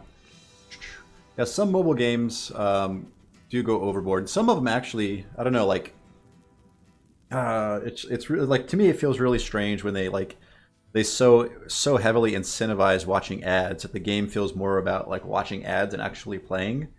And it makes me feel like sometimes the game designs it in a way that I actually feel okay with that. And it makes me, like, in hindsight, feel bad about myself.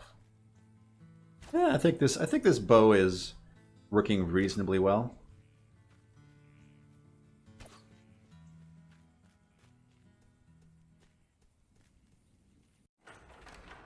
Oh, thank you, Neil. I appreciate the support. So this bow does 1 to 3 plus 4 fire. Let me smash this down. Yeah. Oh, look at that guy go. Oh my goodness. Oh. Yeah, I'm thinking firebows probably don't need it. Like, and the thing too is the damage scales as you. So depending upon when you find a unique item, we will scale it to your character level. Yeah. Oh my goodness, yeah. So maybe leaving the damage low is fine, simply because you can always, pretty much always, like, set somebody on fire, which is a beautiful thing. Look at that.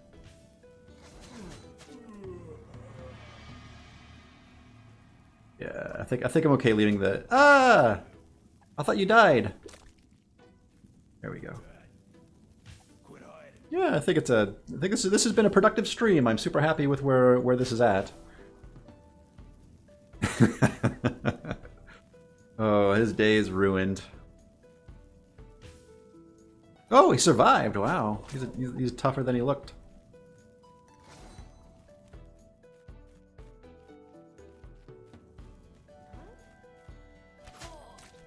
Oh yeah, yeah. Nice. So if I hit a breakable with it, does it set on fire or what happens?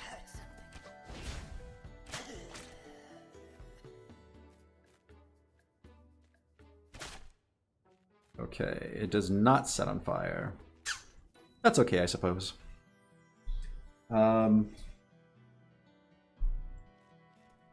Again, I don't want to make the game about grinding out loot and gold.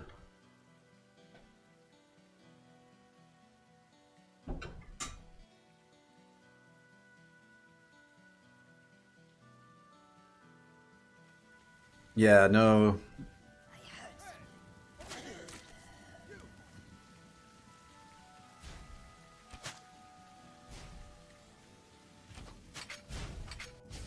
Oh, and I stepped on a teleport trap. Oh no. Oh no. Oh no. Oh no. Oh no. Yeah. Nice. Okay. I guess let's play a little bit more with this firebow. I think it's fine. If here, let's say if what if I find it when I'm like level 3? So there we go. Agility. Agility. Speed. Okay, so now if I were to find it, let's see what it looks like. Unique Ashen. It still does 1 to 3 fire. Interesting. I thought it would. Maybe we need to look at the unique code and make sure that it actually applies to the ranged in the same way that it applies to melee. Ooh. What did that do? Cool.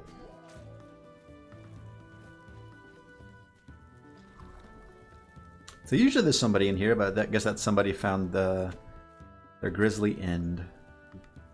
I have no arrows. Let's spawn in some arrows to make it actually interesting. Ranged for arrow. 2 arrows. Let's see how much I can do with 2 arrows.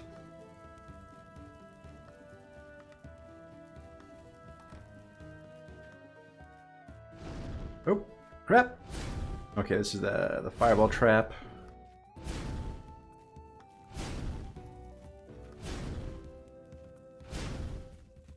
There we are. Slip past that. Set this guy flame. Let him do his thing.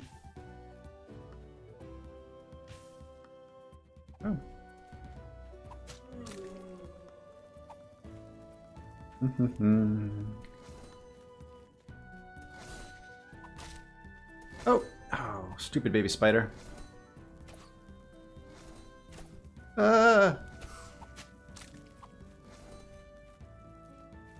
There's 1 arrow. Where'd my second arrow go? Did I lose it?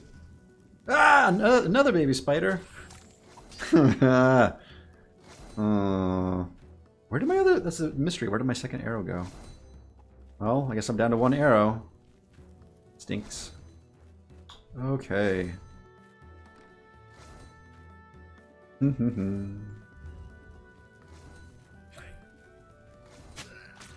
There we go.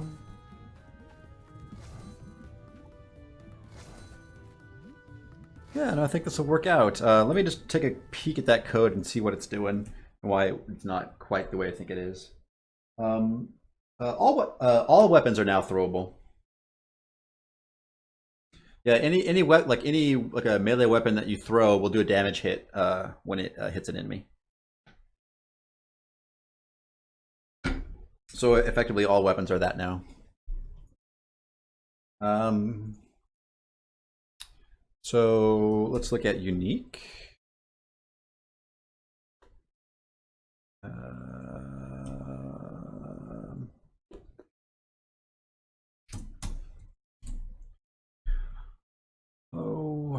So what? Make entity ID unique. Make make unique identifier. If unique, return unique item color. Item.java. Unique item color. Let's take a look at this. So we have is unique a flag on an item. Okay, so find all references. Find usages. Get text color. Bag upgrade. Item manager. Why did I? Unique. Okay. So this is get all uniques, get all unspawned uniques. Okay. Get unique item. Okay. Removes from spawnable once it's returned. Okay. Item picked. Set item level. What does that do? Min item level. If level equals null, return. Is this something I was missing on my unique item? So if we look at Ashen,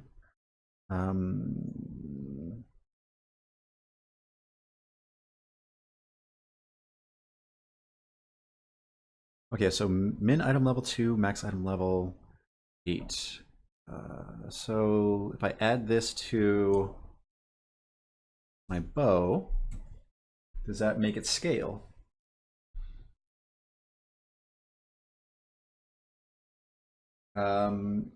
John Joe 1 2 3 4 5 6 says, so how far back is my Irish heritage? What does that mean?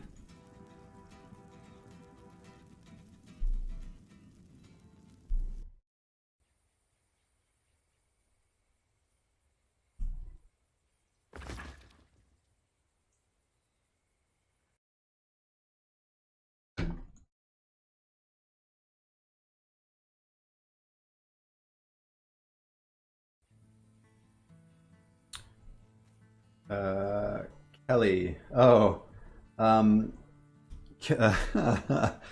Kelly is not my last name. So if we spawn Ashen, it's 2 to 5. Okay, I think that's what's happening. So now we have a K, level up, defense K, level up, attack K, level up, health, and then K, spawn unique, Ashen. This one is 4 to 9, and that one's 2 to 5. So yeah, so that scales reasonably. Yeah. No, my last name is Skelton, which is I think it is Irish English. I guess I only just recently found out that my father is 34% Irish, so that makes me roughly 15%, I guess.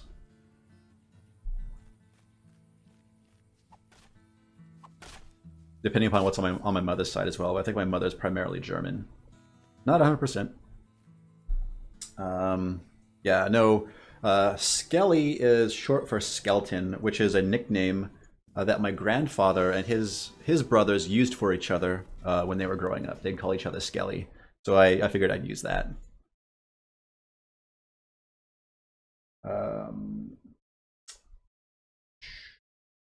Cool. So that, yeah, I think let's just go ahead and commit this. I think we made some good changes today, right? We have the bow like animated and implemented.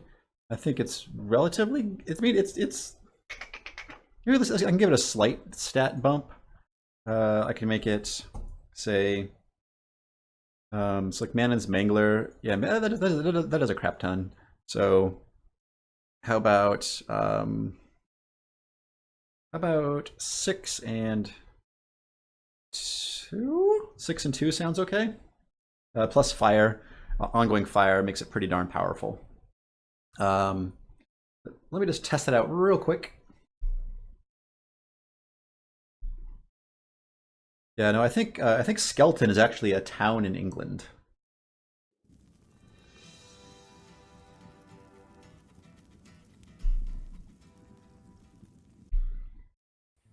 Okay, so okay, unique, Ashen. Yeah, 9 to 14. Oh my goodness, this is going to be a murderer.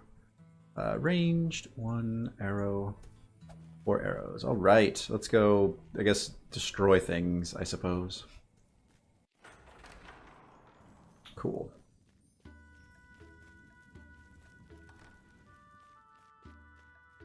Oh, got a zombie, or not a zombie, a little druid guy up here.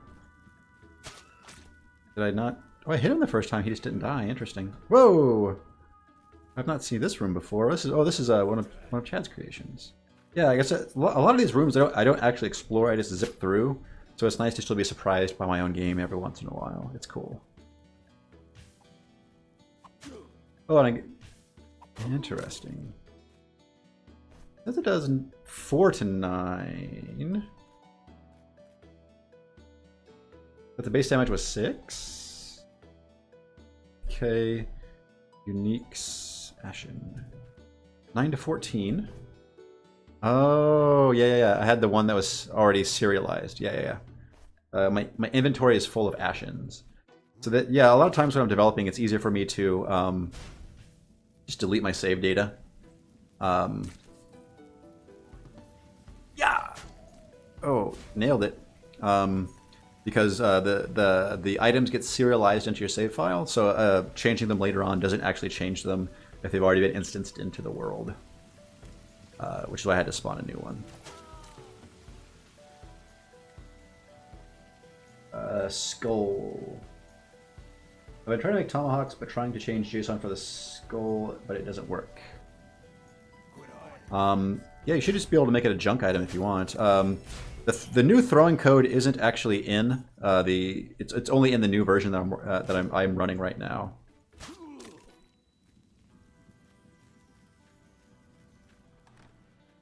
Yeah, this bow is pretty mean. But I guess they are uniques, so it's okay to have slightly overpowered unique stuff.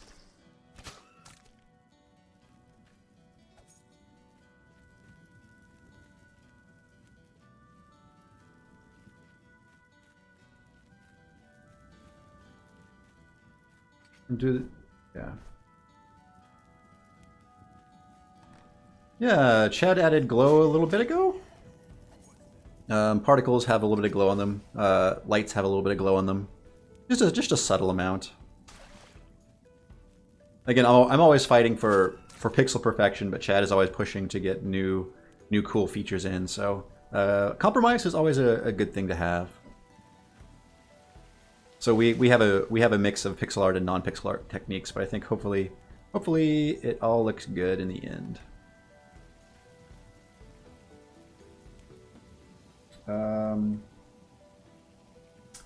Does anyone know the status of controller support in the game? Is it already in, or is it planned at all? We should have basic controller support in. Let me try it real quick. Don't tell me my batteries are dead.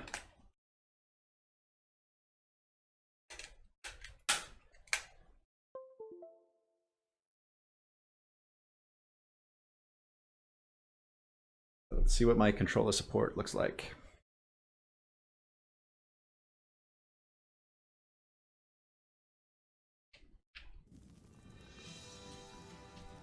Okay. All right, so the menu. Oh, that's not good. Silver left. Pressing. Interesting. Let's try that again. Stop. Let's run it in debug mode.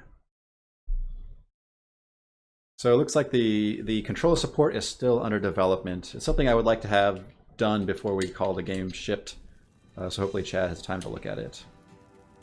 Left, right, up, down, start, mode, BA, XY, bumper, bumper, start, down, down, down, up, up, up. Oh, that seems fine. So if I start play. Yeah, so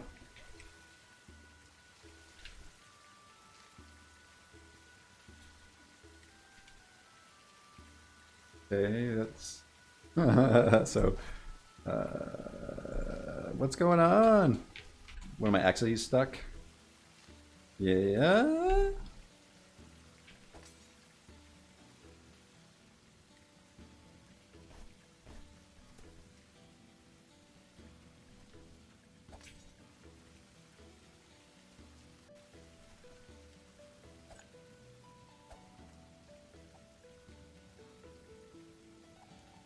There we go. So I am playing with a controller just to prove, I guess. It works reasonably well, I guess. There are some odd things about it. Can't do my charge up.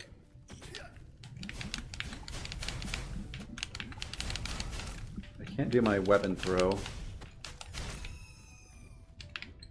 Ooh, King's Fine Hunter's Bow. Okay.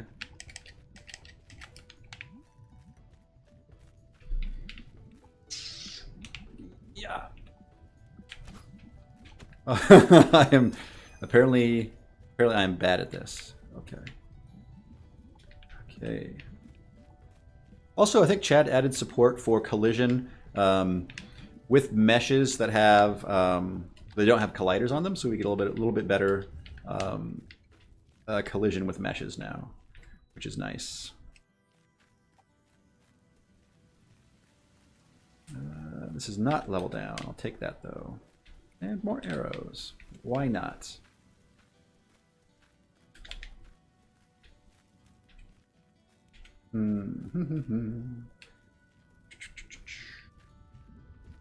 Yeah, it's. I don't think.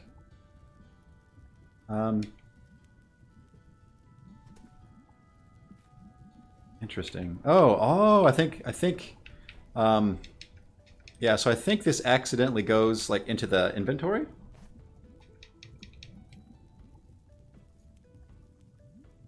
So if I were to pick this up, I pick that up, and if I were to now throw that, yeah. So I think I'm actually.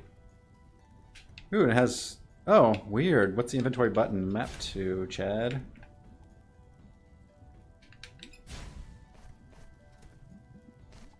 There's that old map button. The map button seems to get stuck. But if I for inventory, it looks like we have a. I had a virtual mouse there for a second. I swear I did. Yeah. There we go. Yeah, so this makes the. So I get a virtual mouse with my left stick. Okay, that seems to work okay. Can I click and drag? I can click and drag. That seems to work okay. Yeah, so it looks like our controller support is still... Oh, so yeah, that's not so bad.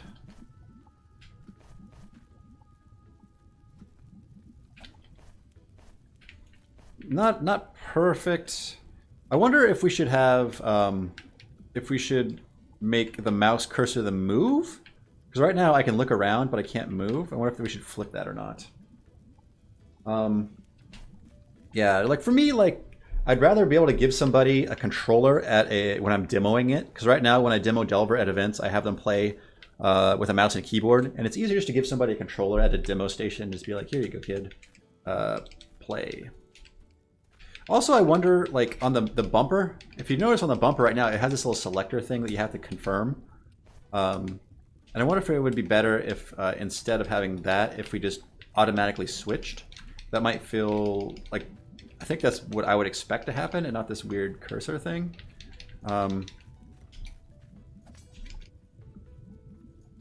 So I don't know.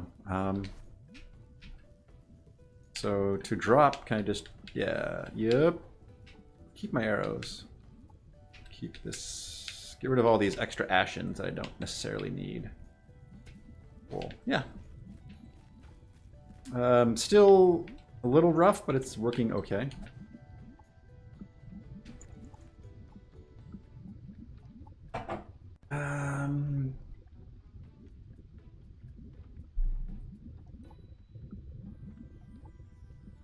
So Heme bounces with a bumper. Select require a change to the new hotbar consumables.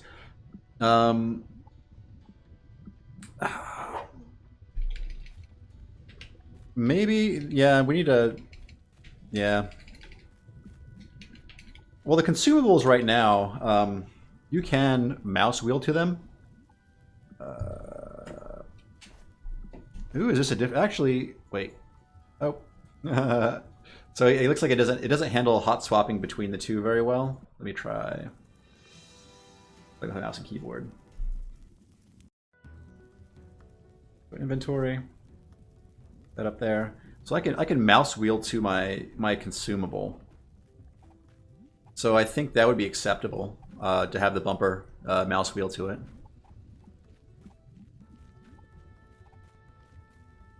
Yeah, I think that should be the better action. Okay, either way, it is past 2 o'clock, so my stream time is over. So let me gather my thoughts. So we had a really good day today. Let me commit my changes before we forget. Let's go to our command prompt and let's clear this out. Let's go to get status. Hemebon says, how do you choose between using and throwing actions? So in this current version of Delver, if you press and hold Q, you will charge up and throw everything, and then left click will always consume. That's the same across the board. So left clicking a thing will either attack or use it or drink it, and Q will always throw it.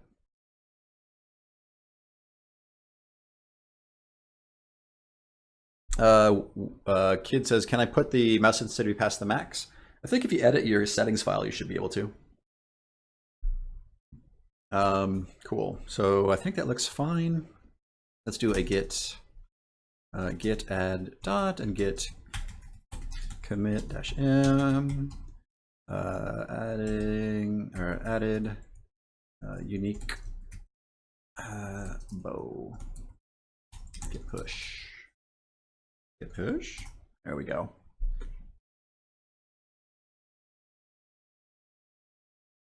All right. So hey, let me take a look at my little cheat sheet to make sure I'm not forgetting anything. So yeah. So I am Joshua. This has been the Delver development stream. I do this every Sunday at noon Pacific time.